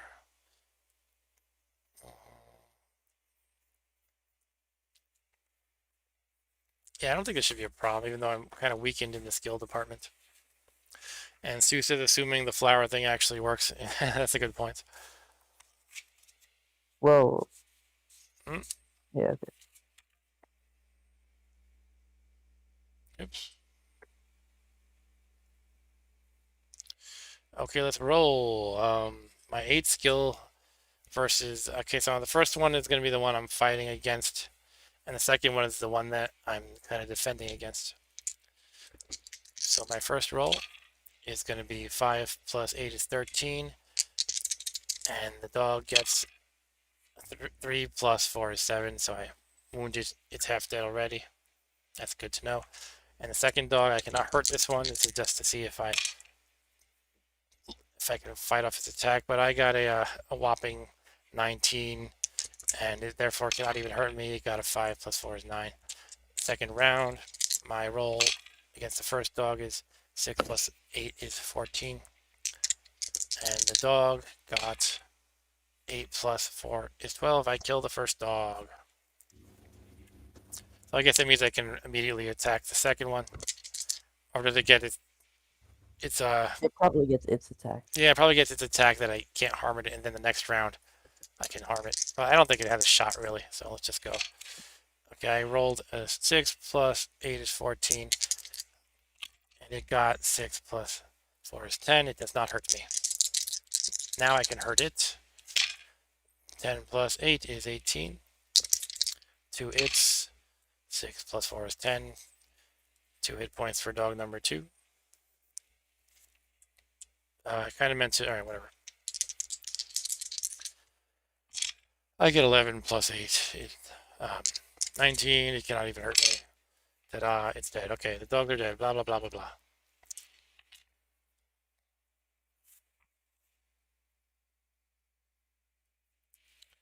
Alright, let's drink up some dog blood. If you win, turn to 184.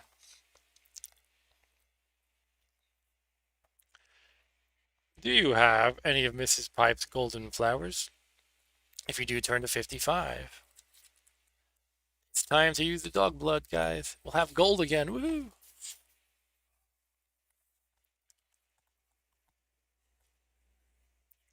You dip the petals of the flower in the spilled blood of the dead dogs. On contact with the blood, the petals sparkle and make a popping noise. It's like popcorn.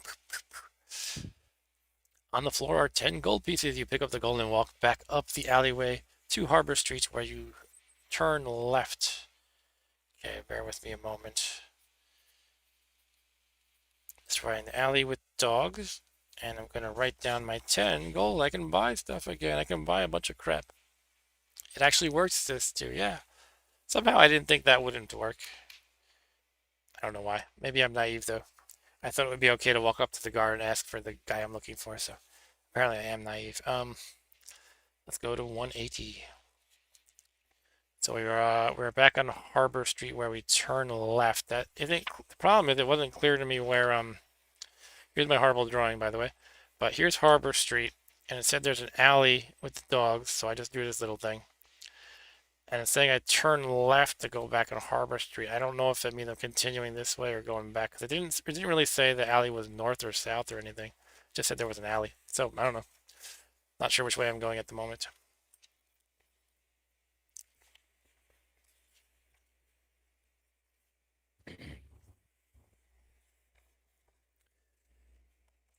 All right, so this is a new thing, so therefore I guess I'm going um the other way, not the way I came. But it could also mean that I turn left on Harbor Street, so I'm going down now, south now. Who knows? Well, because I'm running out of room at the edge of my map, I'm going to say turn left means the street is turning, and I'm now going south. So hopefully that's the correct guess. Anyway, ahead you hear the noisy clatter of galloping hooves on the cobblestones. You hear the noise of wooden wheels and an urging voice followed by the crack of a whip. Someone is rapidly approaching in a horse-drawn carriage. If you wish to see who it is, turn 344. If you'd rather hide out of sight behind a barrel and watch the carriage pass by, turn to 34. You choose this time, Rob Bob. Um, we'll see who it is. Okay.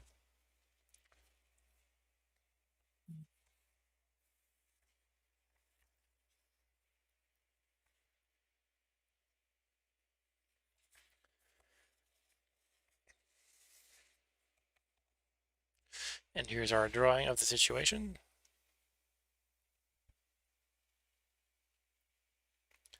Make way for Lord Azor. They mentioned that name earlier, right? It said, the guard said if Azor, I think that was the name, if Azor sees you in here without a pass, you're dead meat or something like that. All right, Ooh, let's see if we're dead meat. might end here. It might. Maybe we have to like fight him or something. You step out into the middle of the street and wait. Suddenly a pair of horses come galloping into view, pulling an ornate gold carriage. The driver sees you and cracking his whip yells, "Make way for Lord Azur. If you wish to step out of the path of the oncoming carriage, turn to 58. If you wish to stay where you are, turn to 252. What am I going to stand in the way of an oncoming carriage? That doesn't seem very smart. Get hit by Hit by a carriage car. and Hit by a die. car, right? Yeah, I Yeah, would not stand there. I'm going to step out of the way. Yeah.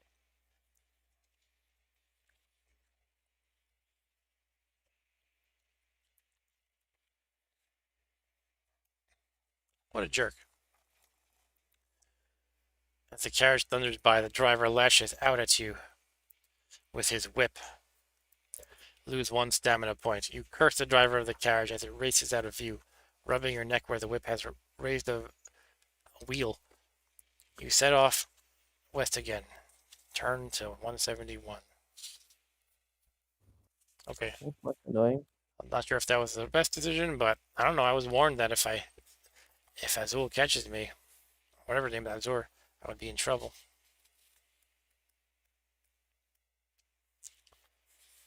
Then again, those guards weren't exactly my friends, so So who knows if the advice was valid?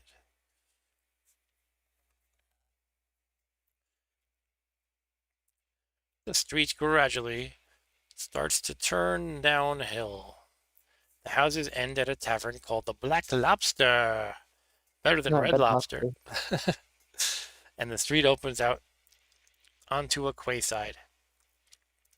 A stone jetty runs out to sea, and tied to it is an old galleon, as we see here. Let me show you.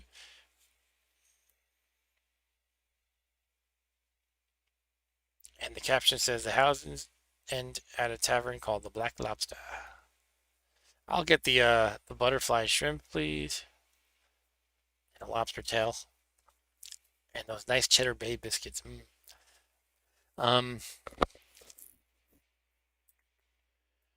it is flying the skull and crossbones. Oh, it's a pirate, and it's probably only, excuse me, probably one of the many pirate ships that anchor in Port Black Sand to offload their booty. Harbor Street runs right at the jetty and runs north parallel to the shore as far as you can see. If you wish to walk down the jetty to climb on board the ship, turn to 399. If you wish to walk north up Harbor Street, turn to 78. Okay, I kind of really got lost with the map here. As far as north and south and things like that. So, yeah. Let's go on the ship. Let's be pirates. So this is still Harbor Street, though, right? Let's try to make my map make some semblance of sense here. I don't know. Okay. 399. That's pretty much the end of the book. 399. Look, your quest is over. No, that's 400. I don't want to read that. That's like the winning paragraph. I glanced at it the first sentence, but I don't want to read any more than that. You sure neither, so I'm going to adjust my tripod. There we go. A rope ladder hangs down from the stern of the ship to the jetty. There is also a gangplank leading up the side of the ship. If you wish to board by the ship climbing the rope ladder, go to 87. If you wish to walk straight up the gangplank, turn to 294. And Arturo says, "Hey Arturo, I didn't know you were still there." And now he said, "Now we know 400 is how you win." The pirates are going to the bathroom. It mentions offloading their booty. Won't be able to force myself to forget. Well, I figure, I don't think it's going to be a choice like you can do this and go to 201 or this and go to 400. Probably going to be after the battle, the epic battle in which I grind a bunch, I throw a bunch of ground crap into his eyes and he dies. It'll say now you go to 400. And it's probably going to work like that, I would think. Anyway, yeah. Board the ship by climbing the rope ladder or walk straight up the gangplank. Let's do the rope ladder, I guess. That sounds fun.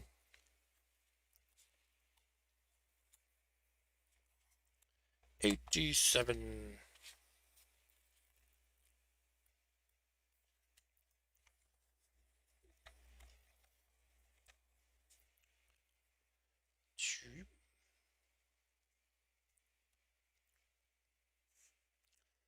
You reach the top of the ladder and peer over the handrail to survey the ship's deck. There are two large masts riding into the air from the deck. Excuse me. Wooden boxes, barrels, and coils of rope lie all around, and one of the ship's crew stands on guard at the top of the gangplank. In the center of the deck, there is a small cabin with an open door. Through the door, you see stairs leading down into the lower decks. If you wish to inspect any of the wooden boxes and barrels, you will have to deal with the pirate on guard, turn to 120. If you wish to creep along the deck to the stairs, turn to 50. Okay, somebody decide for me, please. I'm a president, I can't make decisions. Um, Why don't we just deal with the guard? I kind of want to fight somebody. okay. Even though my skill is 8. He's probably got like at least 7, I would think. 120? Alright. Arturo says 120. We're doing it. Right, fighting him.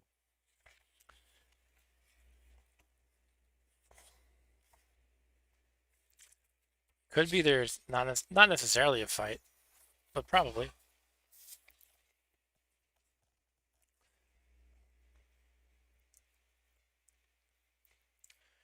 Pick up a piece of wood and run as quietly as possible over to the pirate to try to knock him unconscious. Test your luck. If you are lucky, he does not hear you approach and you hit him on the back of the head. He falls to the deck unconscious and you begin your search. Turn to 84. If you're unlucky, you stumble on a coil of rope and the pirate turns to face you. All right. So our luck is 10, and therefore we need 10 or less, which isn't too bad. I'm just going to roll flat on the table. What a concept. It's kind of hard when the book is there. And the numbers that are face up are the ones that count. 10. I managed to pull it off just barely. And now my luck is 9. Okay, so we turn to 84. We knock him unconscious. Stu says you Piece of try to deal with the pirate off guard. He kills you instantly, lost 17 luck points, and then burn this book. You are forbidden from Oh, playing wow. again. That's pretty harsh, too. And Arturo said luck is proving important in this game. Yeah. It's a good thing I have the potion, right? But I don't feel like my luck is low enough yet to warrant using the potion. Maybe when it gets down to like 7 or 6, probably. Anyway, the barrels all contain rotten fruit, and the boxes contain manacles and leg irons. Okay. Perhaps it is a slave trading ship. There is nothing else of interest to you on the deck. On deck. If you wish to walk over to the deck cabin to climb down the stairs to the lower decks, turn to 50. If you would rather leave the ship, walk back along the jetty, turn left, and walk north up Harbor Street, turn to 78. Lower decks, huh? In the interest of just checking out things rather than moving on, we're gonna I go would like to to check lower out decks. things, I think. Where Or like manacles? check out Dude's typing like it's an adventure game where you can type in text, like what action you're gonna take. This is probably not gonna be smart. Going lower, it's gonna be hard to escape, right? Let's do it anyway.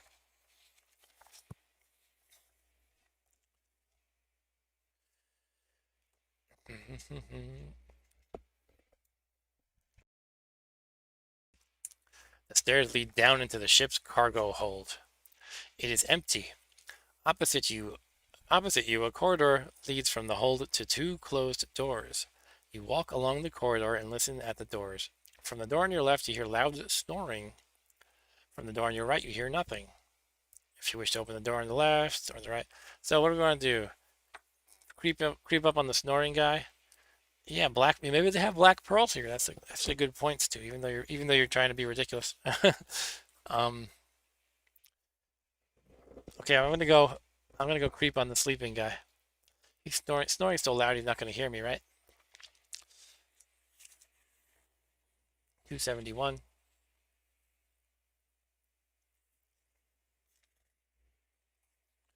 There's 3 of them. Uh-oh.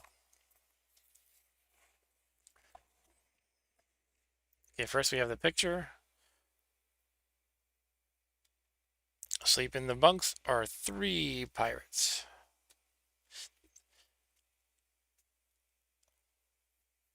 I'm imagining as they snore, they're kind of like, "Arr, arr, arr, arr, arr, arr. well, they are pirates, Arr." and that's how pirates talk, Exactly. always. Sleep in their bunks If you are. What's that? if you've ever illegally downloaded anything, that's how you talk. Right, right. Their room is small and contains only clothing and a few personal possessions. It looks as if the pirates have been drinking and gambling. There is an uncorked bottle of rum, a mug, and a pack of cards on top of a barrel in the center of the room. A lot of barrels in this game so far. Sorry, my tripod is wobbly. Okay, I stabilized it a bit. Yeah. You see that one of the pirates is wearing a small leather pouch around his neck. If you wish to creep up and try to cut it loose, I gotta try that. This might be the black pearl I need. Turn to 162. If you would rather close the door again and not take any risks, turn to 284. We gotta try it. And we have 9 luck, right? So I think we have a good shot, assuming it's a test of luck.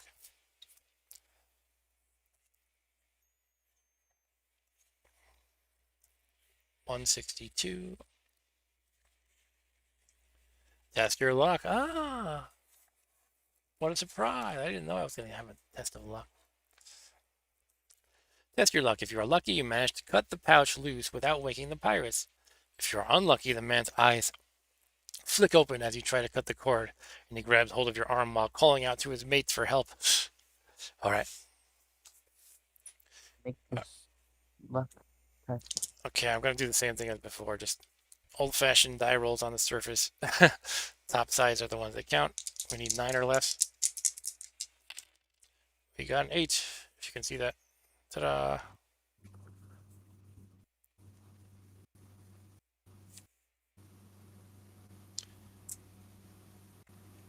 So I subtract 1 from my luck. We are lucky this time, though. So we go to 7. Yeah, I'm creeping up on the sleeping people. Going through this stuff. You tiptoe quietly. Sorry, 1 second.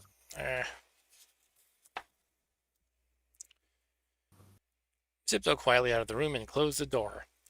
In the corridor, you open the pouch and find 6 black Yeah. pearls. You needed those. Add 2 luck points, too. That is good. It's being nice to me for a change. Thank you, book. Thank you, Ian Livingstone. He woke up on the right side of the bed when he wrote this paragraph. Okay, so I have 10 luck again. That's great. And I have the 6 black pearls.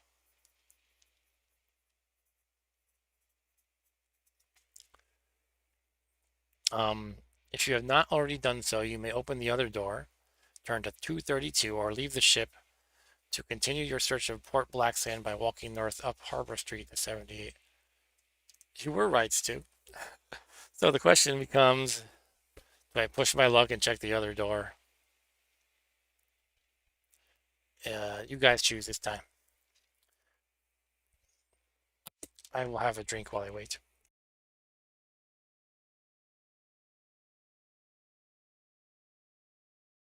Stu says, can you also murder the pirates in your sleep? In their sleep. That would be a good idea, yeah. I like the idea. Unfortunately, I didn't have the choice. Arturo said it's just stuff he learned from his jailmate, Big Jim. Okay. Arturo says 78. All right, so we're going to leave the pirate ship. I mean, there's two thoughts I have on this. And on one hand, I feel like leave no stone unturned because I don't know what anything actually is. On the other hand, it does kind of feel like that was the main goal for the whole pirate ship, so maybe I got what I'm supposed to, and now I should just quit while I'm ahead. So I will go with Arturo's vote for 78. That's leaving the ship. Maybe I can come back here if I really have to. Stu said they go to 232. Uh-oh. I went with 78. Because there might be a unicorn tattoo artist in there. You know what? You might be right, actually. Because He pirates and tattoos specializes go in together. unicorn. Yeah. All right. Nevertheless, we went out of the ship. The street runs north. Let's see. What the heck are we doing here? Yeah, so Harbor Street is now a north-south street, I guess. By leaving the ship, you cannot win. That would suck. I might be able to return to it, though, actually. The street runs north along the quayside for a few hundred meters before arriving at a junction. If you wish to continue north up Harbor Street, turn to 256, or I can walk east along Clog Street. Okay. Let's go to Clog Street. That's where everybody wears clogs. Where the toilets are clogged. All the toilets are clogged on Clog Street, yes. Sure. 216.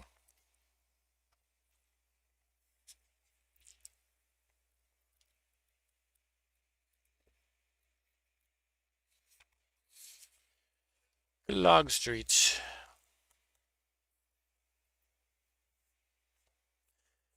You know what? I'm just glancing at this paragraph. The dwarf smiles. How come I didn't meet that dwarf earlier? I got the evil dwarfs who mug people. Okay. Clog Street is very narrow and lined with terraced cottages and the occasional shop.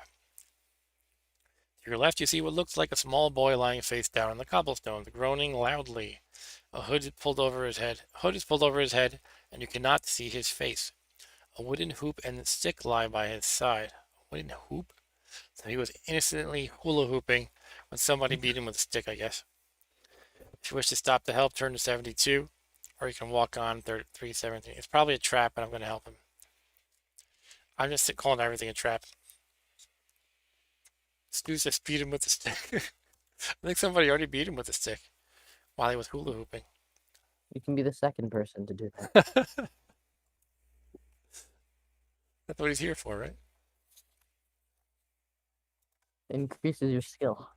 Uh-oh.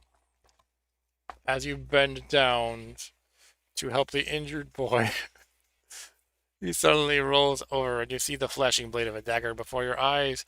The boy is in fact a goblin thief, and you must fight him for your life. Luckily, so far the fights I've encountered are kind of easy peasy.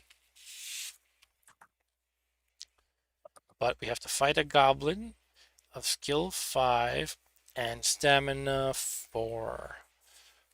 To the battle card.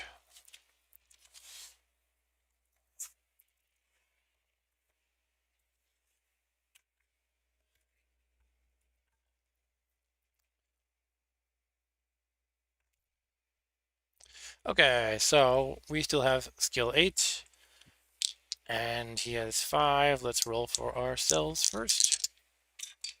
We have 9, plus 8 is 17, and the goblin gets 9 plus 5 is less than 17, so he takes 2 damage. Next round.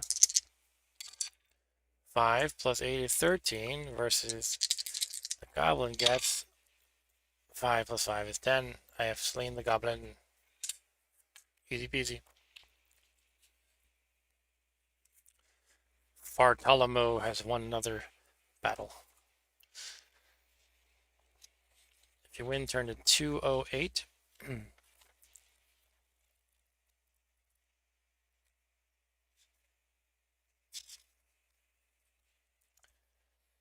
The goblin's pockets contain 2 gold pieces, a clove of garlic, and some old knuckle bones. I know he wasn't a vampire. Yeah, he's not a vampire goblin. Take what you wish and head east along Clock Street. Okay, so I have 2 gold. That's nice. I have money again. Well, I already had 10 from before, but clove of garlic, sure, I'll take it. Old knuckle bones, does that mean dice? I think it does.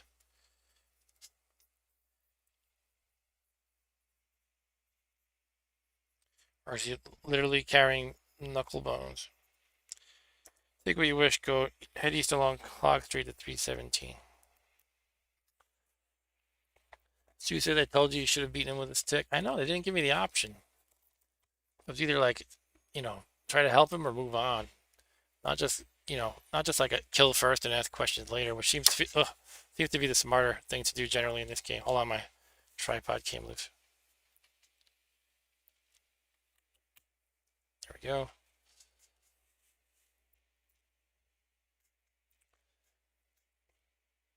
Okay. One of the shops to your left is a candle maker's. So let's see, where were we? Get in the bathroom. Go ahead, have fun.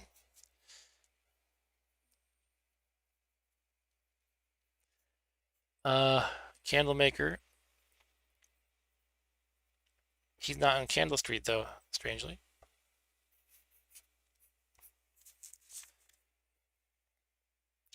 There are many different colored candles burning brightly in the window. If you wish to enter the shop, go to 241. If you wish to continue east, go to 280. Sure, let's go in. I'll spend all my money now that I have money again. Just on candles, I guess. 241.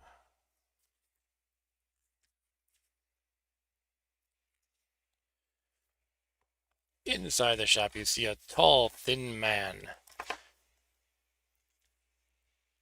with pointed ears and fair hair,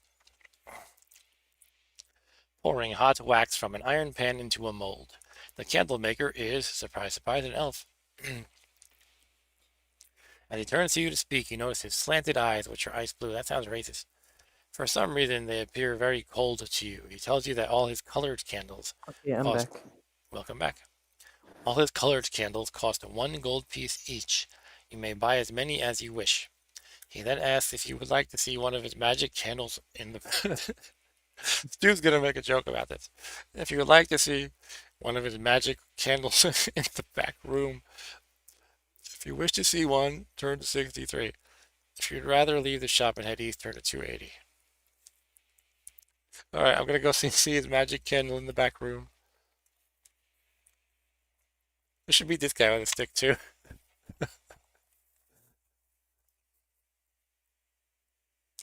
Uh,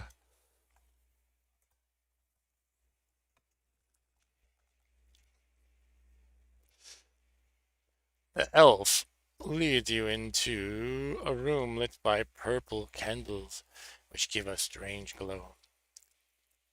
You stand and stare blankly at the candles and drift off. Drift. Ah, oh, come on. Getting robbed again. Jeez. Alright.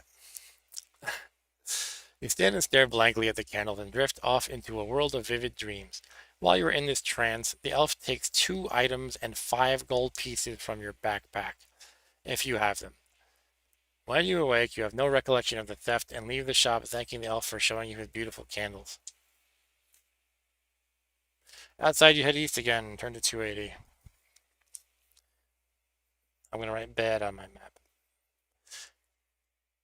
Alright, so I have to lose 5 gold and 2 items. So I'm down to 7 gold. And what items can I lose? I don't want to lose the black pearls because you need them to win. Well, you can just lose. How many black pearls do you need? That's true. I don't know how many I need. Maybe I could just lose like one of them and the clove of garlic or something. Burn down the shops is too. Yeah, let's do that. If you have candles, What's that? you could light the candles. Oh yeah, let's light all the candles, knock them over, see what happens. Sure. I don't know. I don't know if I need all 6 black pearls. That's the thing. Kind of hesitant to do that. I feel Yeah. like knuckle bones might be just a nothing item. Who knows? Just kind of guessing random. All right, I'll drop 1 black pearl and a clove of garlic. I don't know. Well, I don't know if you might need all 6 of them I though. know. It's hard to say. Fine, I'll leave the clove of garlic and the knuckle bones. Mm. Sheesh. I think I am going to go. All right. It's 11:40 already. Well, thanks for joining me for this silliness, Rob Bob, You're welcome. and have a good night. I will. Bye. So Arturo says, I have no recollection of the event, so how can I justify burning the shop? Well, it seems like in this particular game, if you go in with the attitude of kill people and without any reason, then you're better off. So if you go into this candle shop saying you want to kill him, then even if you forgot, then you're just kind of killing him by default. So it all works out. Rob Bob, this going to bed too. I'm gonna hang around, but this does mean as is tradition, I'm gonna take a little break just to get some water and stuff. And I could move on to another game like my usual winding down with NetHack or FTL, or we could just continue this. So I'm gonna go get my water regardless and stretch and stuff and pee. And let me guys know what you think. If you want to see more of this game, or we could put it on pause and play something else. So see you guys in like 2 or 3 minutes.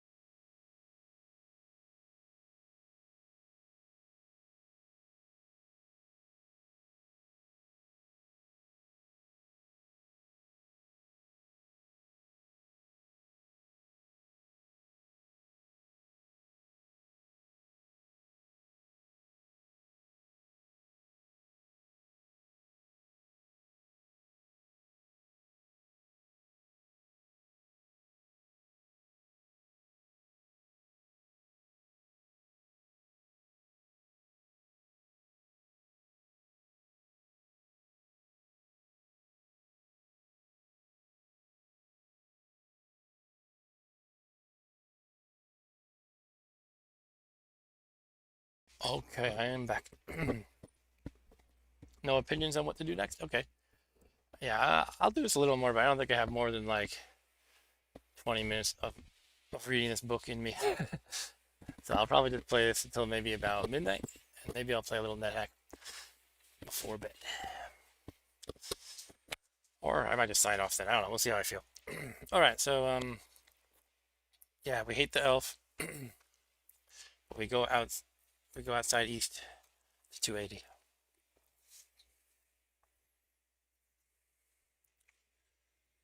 It is kind of really mean that the way this game is written, I could have potentially had to get rid of some black pearls. Although again, they do give you six, so I don't know how many are redundant. But it does seem like it's probably possible to have to lose game-winning items.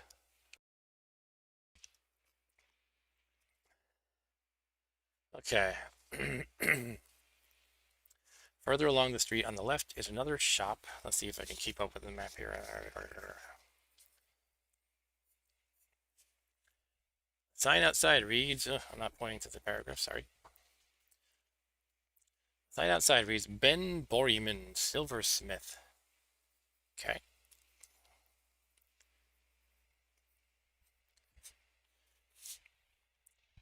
Enter the shop. Sure, let's do it. Yeah, I let Rob Bob stay up way too late lately. In the summertime, he's like a college student just screwing around. Staying up to 4 a.m. No, not quite that late. All right. Gotta, hold on one second, guys. Okay. Okay, so what was I saying? 213. Oh, a man wearing a white apron. Uh, dropping things. A man in a excuse me. A man wearing a white apron is sitting at a bench busily polishing a silver goblet. There are several silver objects in a glass cupboard secured by an iron grill at the back of the shop. Interesting. So I don't need silver for my win, right? I just need black pearl, hag's hair, lotus flower. Oh yeah, silver arrows. Think I'm in the right place for that. And I also need the tattoo on the freaking forehead.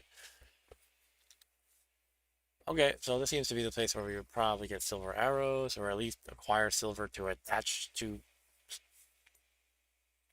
silver that somebody else could make into arrows. I don't know. I would think this is the place though. I could just attack him. No, I'm gonna I think talk to him makes sense. 248.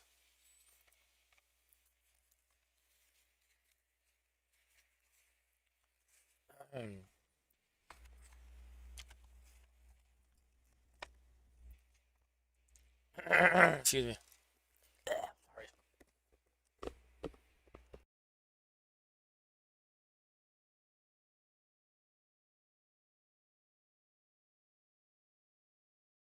Okay, sorry about that. I've still got the like tail end of a cold thing going on where I kind of feel fine, but like a little bit of grossness. Anyway, you ask Ben Borryman if he has any silver arrows for. Oh no, it's gonna cost 10, and I have 7 now because of bullshit. Or 2 magic items. Okay, let's just read the text. You ask Ben Borryman if he has any silver arrows for sale. He replies that he does not,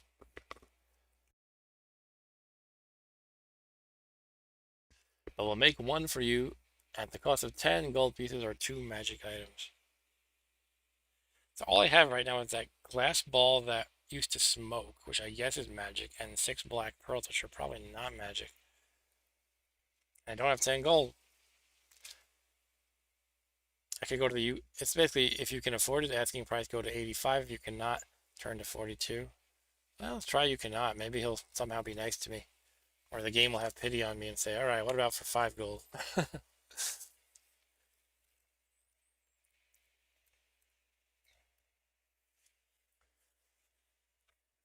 Oh, yeah, he is open to other suggestions. You tell the man that you cannot pay the price he is asking. He shrugged his shoulders and said, "Well, do you have any food?" I like how everybody just takes food. It's like, it must be pretty scarce in this city. It's like, I'll just take food, please. You open your backpack and he takes all your. What? All of them? If I knew he was going to take all of them, I would have eaten one. Here, I'm eating one right now. Here's what I'm doing. Before he takes them, I'm shoving one in my mouth to increase my stamina by 4, which would take it to the max of 21. I shouldn't have crossed out my initial, by the way. Like, okay, you can have all my food. It's not the one in my mouth. He just takes whatever he wants. I crammed a nice piece of meat in my mouth and some cheese. He then starts to cast the silver arrow, and you wait patiently as he makes it. Finally, he presents you with it and assures you that it will be accurate in flight. You thank him for his trouble and leave his shop. Outside, you set off east once again, turn to 100.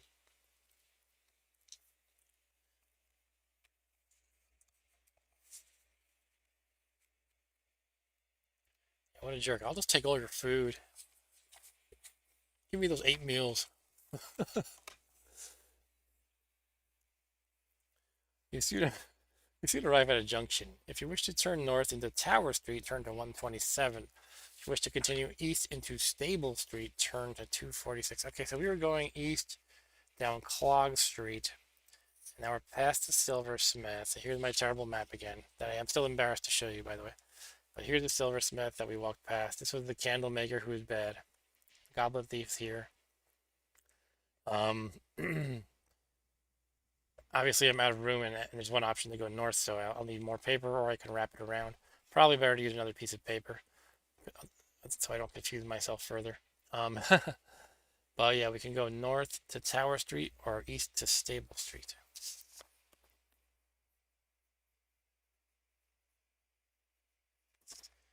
And let's just go east to Stable Street.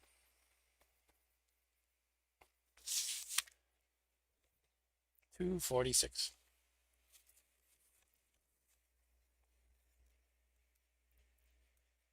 You're not streaming tonight, Stu? Usually you're not here this late, and I get your message that you're starting at some time at like maybe 10 or 10:30.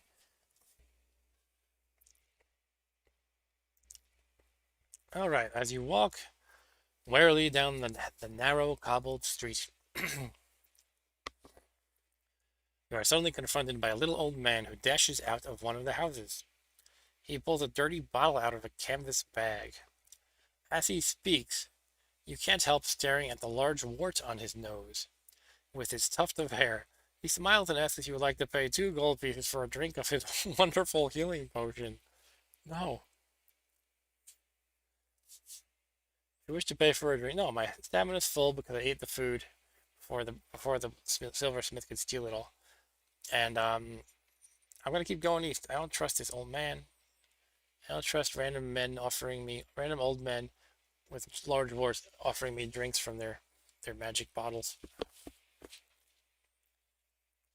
I'm feeling fine already, and he wants to heal me. I think I can only go down from here. Keep going east. 363. Stu might stream late. Okay.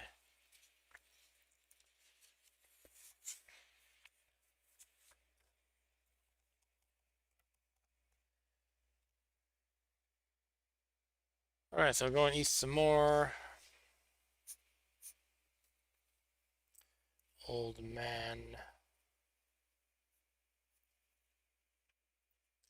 Um, in the middle of the street, you see a large manhole cover. I love how the options are. It's like you would have normally thought of anything like this, but the game gives you an option. So you're like, okay, maybe there's something to it. If you wish to lift the manhole cover to see where it leads to, turn to 48. If you wish to continue walking east, turn to 205. So it's like, All right, let's go see if the Ninja Turtles are down there. 48.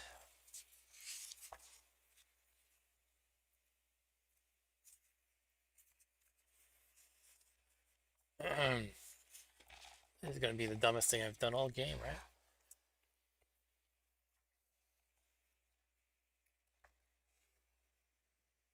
Sorry about my camera here. 48. There is an iron ladder secured to the rim of a hole, descending into a tunnel below. It is dark and a very unpleasant smell rises up from below. If you wish to climb down the ladder, turn to 321. If you wish to replace the manhole cover and continue east, go to 205. Nope. Gotta keep going. 321. Gotta meet the Ninja Turtles. They're my heroes. I want to say congrats to Master Splinter for raising 4 fine boys. I want to get some pizza too.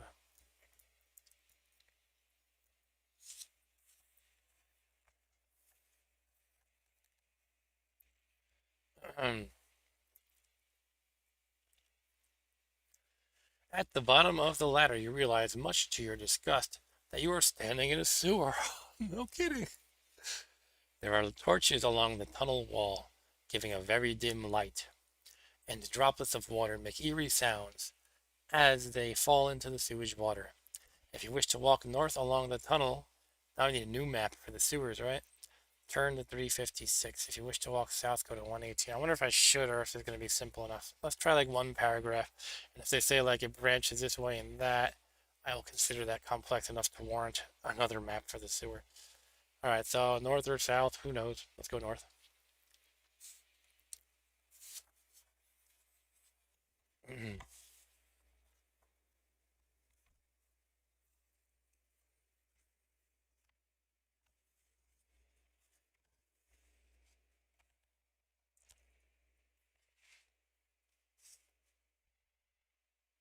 Huh. I'm accidentally glancing at this thing.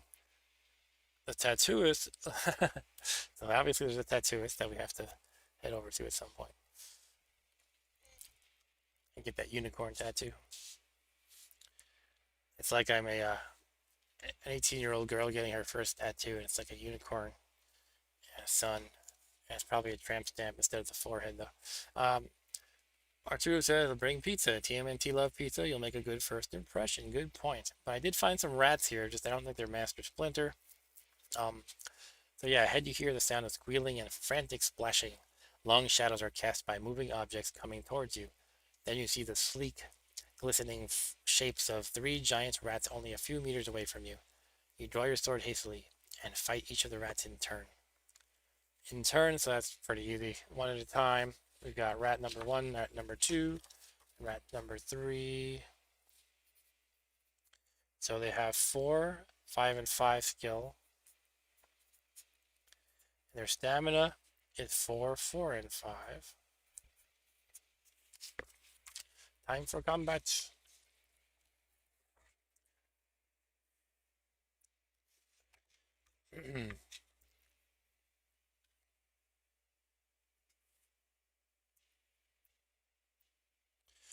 Alright, so my 8 skill versus the first guy's, first rat's 4 skill.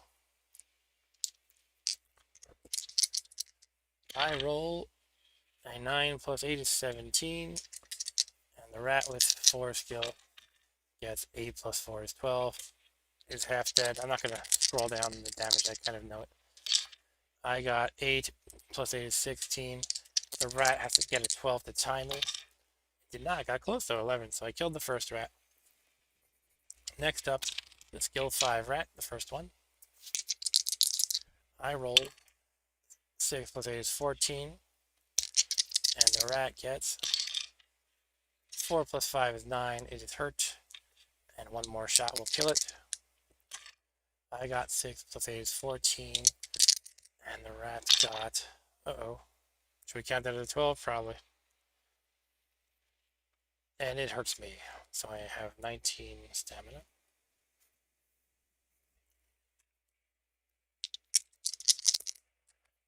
I get... Reroll. That's pretty bad. 4 plus 8 is 12. And the rat gets 6 plus 5 is 11. I still beat it, so that one's dead now. And this one will take 3 hits, unfortunately. I roll. Sure, we'll go with that. 8 plus 8 is 16. Rat gets 5 plus 5 is 10. I heard it.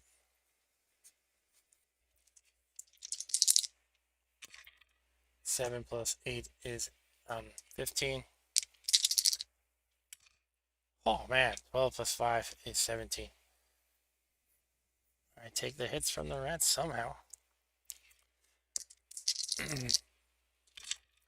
my my attack is 3 plus 8 is 11. Jeez. Okay, and the rat ties me at 6 plus 5 is 11. So that's a stalemate round. I get 6 plus 8 is 14. Rat gets, you're kidding me. 10 plus 5 is 15.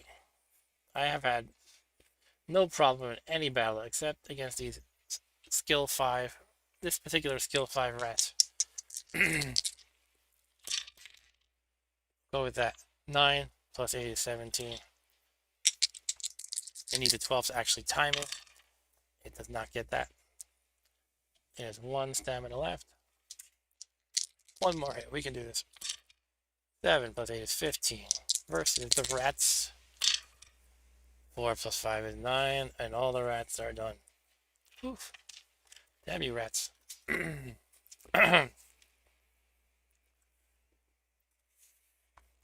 you win, turn to 28.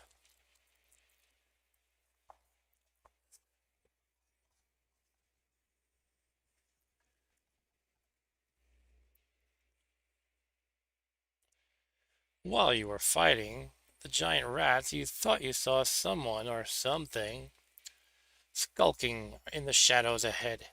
If you wish to continue farther north along the tunnel, turn to 265. If you would rather turn around and walk back to the entrance hall, turn to 104. Yeah, let's check it out. And Arturo says, you slay dragons. How can you be struggling with a couple of rats? I don't know. No, actually, I wouldn't have if I didn't get my hands burnt or whatever. I would have gotten them every time, I think. Okay, let's see what lurks in the sewer. I bet it is one of those Ninja Turtles.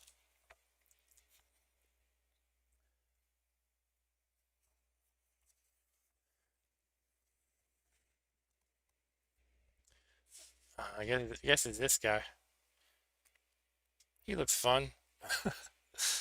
Very attractive too.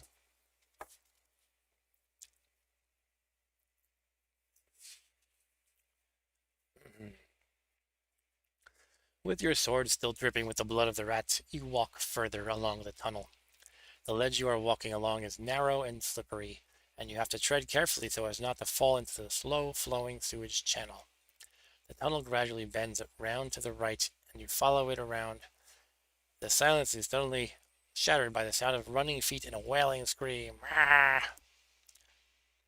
Coming straight at you, wild-eyed, with flailing arms and contorted face, uttering demon sorcery, is a white-haired old woman. Dressed in rags, she is a hag. Pardon me, can I have your hair, please? Do you possess a potion of mind control? I do not. Okay, so I'm wondering if I should be noting this map now. We'll see after this paragraph, after this battle, I guess. So I can't mind control her. I didn't know that was a thing, but I guess it is. 390.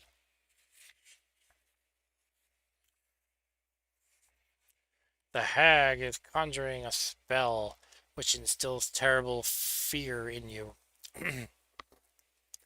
Your mind is full of illusions, and you think you are being burned alive with a crowd of skeletal faces looking on gleefully. You swing your sword around blindly, trying to hack at the faces laughing at you. Test your luck. If you are lucky, a swipe from your sword cuts into the hag. If you're unlucky, your sword merely cuts through the air. Okay. So our luck is 10 again. So that's good.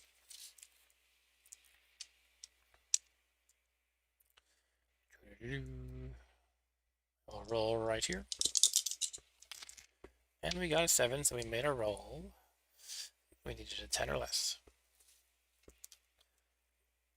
So our luck is down to 9. And we managed to accidentally kill her, or at least cut her.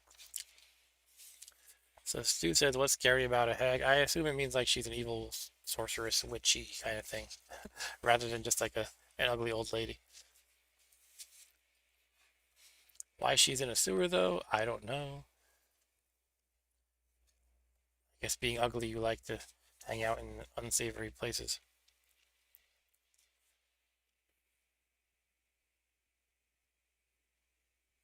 Hey, Deal 101. He said, "Hey, Mark, have you considered Fighting Fantasy Classics application game at Steam and iOS?" And uh, yeah, I do have some of the Fighting Fantasy apps. I just thought it would be fun to play on the books and go kind of unplugged. But welcome to the stream, by the way, Deal 101. But yeah, let's fight this hag.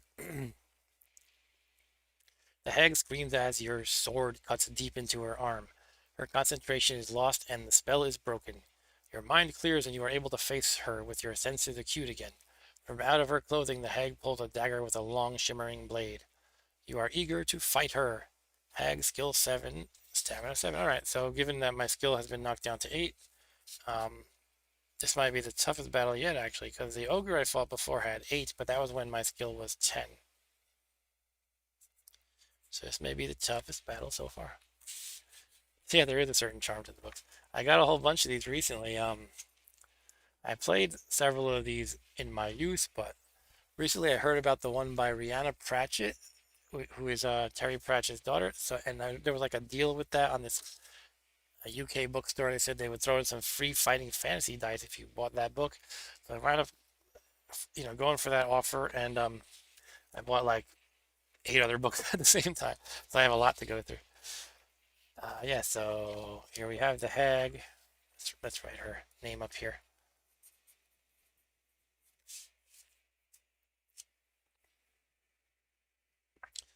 Yeah, I know this is not a super smooth operation, by the way, but it's my operation. All right, we have a hag. Let's roll. So my style is I tend to roll on the lip on my book holder, and the faces that are facing the camera are the numbers that I use. So first off, I add 8. So I got a 7 plus 8 is 15. And hag gets 3 plus 7 is 10. So I have beaten her in the first round. And Deal 101 said, "Have you considered Tunnel and Trolls Deluxe?" Actually, to be quite honest, I am probably the most prolific Tunnels and Trolls YouTuber in the world, believe it or not. I have more solo playthroughs, some by myself and some with my son. We have at least a dozen Tunnels and Trolls solo playthroughs on this channel, very channel. But I haven't done it. I did one on a live stream actually. Yeah, but usually I do it pre-recorded. But yeah, let's continue the fight. I roll, ooh, a 3 plus 8 is only an 11. And the hag gets, wow, freaking 19. So I will take the 2 hits. Arturo asks, "Is Tell the Trolls like this?" Yeah, basically. I was talking earlier about it, but just to briefly reiterate, it's a full-fledged RPG, so there are more stats. You have your strength, dexterity, intelligence. There's a whole spell casting system and stuff like that. So it's kind of like this, but more complicated. Um, Although the stories, the solo adventures, tend to be I would say simpler in story than fighting fantasy maybe, or at least they're usually not as lengthy. But it depends on the individual adventure. Like, there's like dozens of authors of them, so it can vary from one adventure to the next. But yeah, more or less it's like this as far as the solo playthroughs go. But Total Control has a strange quality to it that's kind of fun, but sometimes it can get tedious. Is that when you do battle, you're not just rolling like say 2 dice. You roll a number of dice for your weapon or weapons. So if you have a very strong weapon, you might roll a dozen dice, right? And then the other player, maybe he rolled 9 dice, and you add them all up and subtract, and the difference is how much damage is dealt to the loser. So sometimes it can get crazy. I actually had one character back in the day where I got a special magic dagger called the Bronze Bodkin, and it was a weapon that rolls 66 dice. So it's like absurd how many dice you wind up rolling sometimes. Anyway, let's get back on track. We're fighting the hag some more. I rolled 9 plus 8 is 17. And the hag rolls. All right, a crappy number. That makes me feel better. I got her down to 3. And Arturo said, I used to read a lot of choose your own adventure books. My father used to buy them for me, so I'm kind of enjoying this. I kind of enjoy this kind of games in a nostalgic way. That's really cool. Yeah, I played some choose your own adventure books too. Like even had them in the school library and stuff like that. But I was always leaning towards more of game geeky kind of stuff. So I probably played more Fighting Fantasy and Tunnels and Trolls. Next round, I rolled a 16 altogether, and the hag gets ooh 17. All right. At some point, I'm gonna have to start considering using luck, but I'll just take it for now. Actually, if I get a hit, I might use the luck just to get the extra damage. That would finish her off. I think that's probably a good idea. All right, that's gonna be a hit. There's no way she can beat it. I'll roll anyway just for the kicks. I don't think I shook the dice. Doesn't matter. I came out ahead. And I'm gonna do. I don't know. Should I? What do you guys think? Should I do a test for luck just to get in the killing blow? I mean, I am still more skilled than the hag, so I still have a great chance of beating her. On the other hand, I have a potion of fortune, so if my luck does start to get too low, I can just use that to refresh. I'll just go with the battle without the luck. Okay, so she's down to 1 stamina, therefore. And I got 6 plus 8 is 14. I can add very well. And oh, she got a 15. All right. I will let's do a press your luck to take 1 fewer damage. Could regret this later. Okay, so that worked. I'm gonna say that's a 6. And I now have 10 stamina.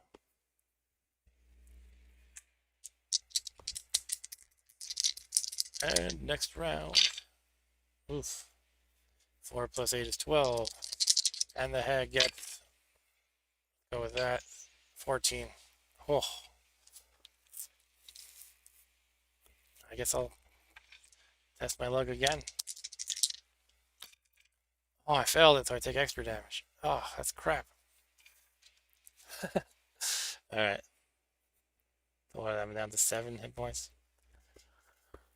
Should I drink the fortune potion? I feel like I probably should, at least soon, if not now.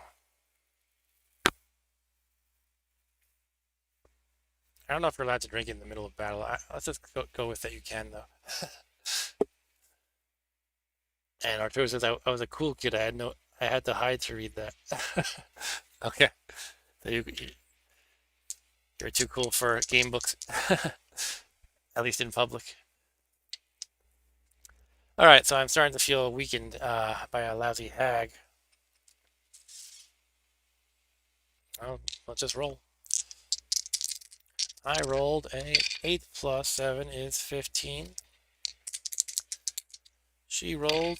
All right, finally, 7 plus 3 is 10. She is a dead hag. I hate you, hag. Oof. They were not a thing in Mexico. Oh, that's too bad. Well, did you have like, kind of geeky game shops that were, like hobby shops where you would find things like that? Like, here in the US, things like Fighting Fantasy were not mainstream by any means. Like, I brought one into school once, and people looked at me like I had 3 heads. Like, what is that? What? Some people thought it was cool, but most people were just jerks to me. Anyway, we killed the hag, so 303.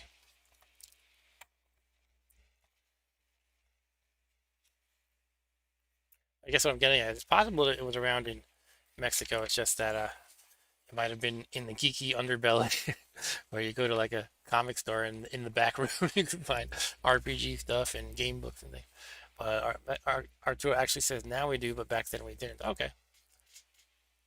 It's kind of funny how geeky stuff is more acceptable. I'm kind of glad for it, but it kind of sucked in a way. Being a kid and you had to like, you know, you just weren't normal.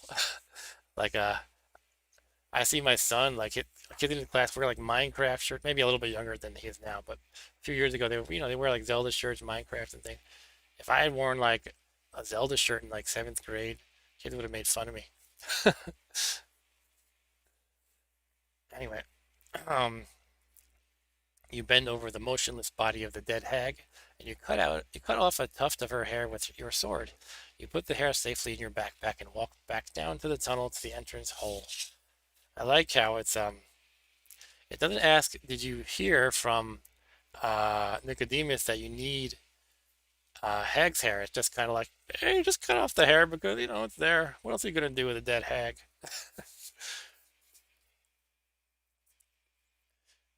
All right, so I'm writing down hag's hair. So I have of the things I need to win. I have the hag's hair. I have 6 black pearls, but I still need.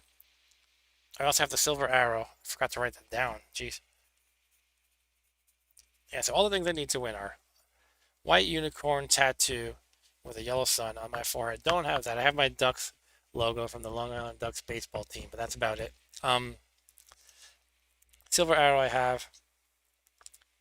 I have black pearl. I have hag's hair, but I need lotus flower.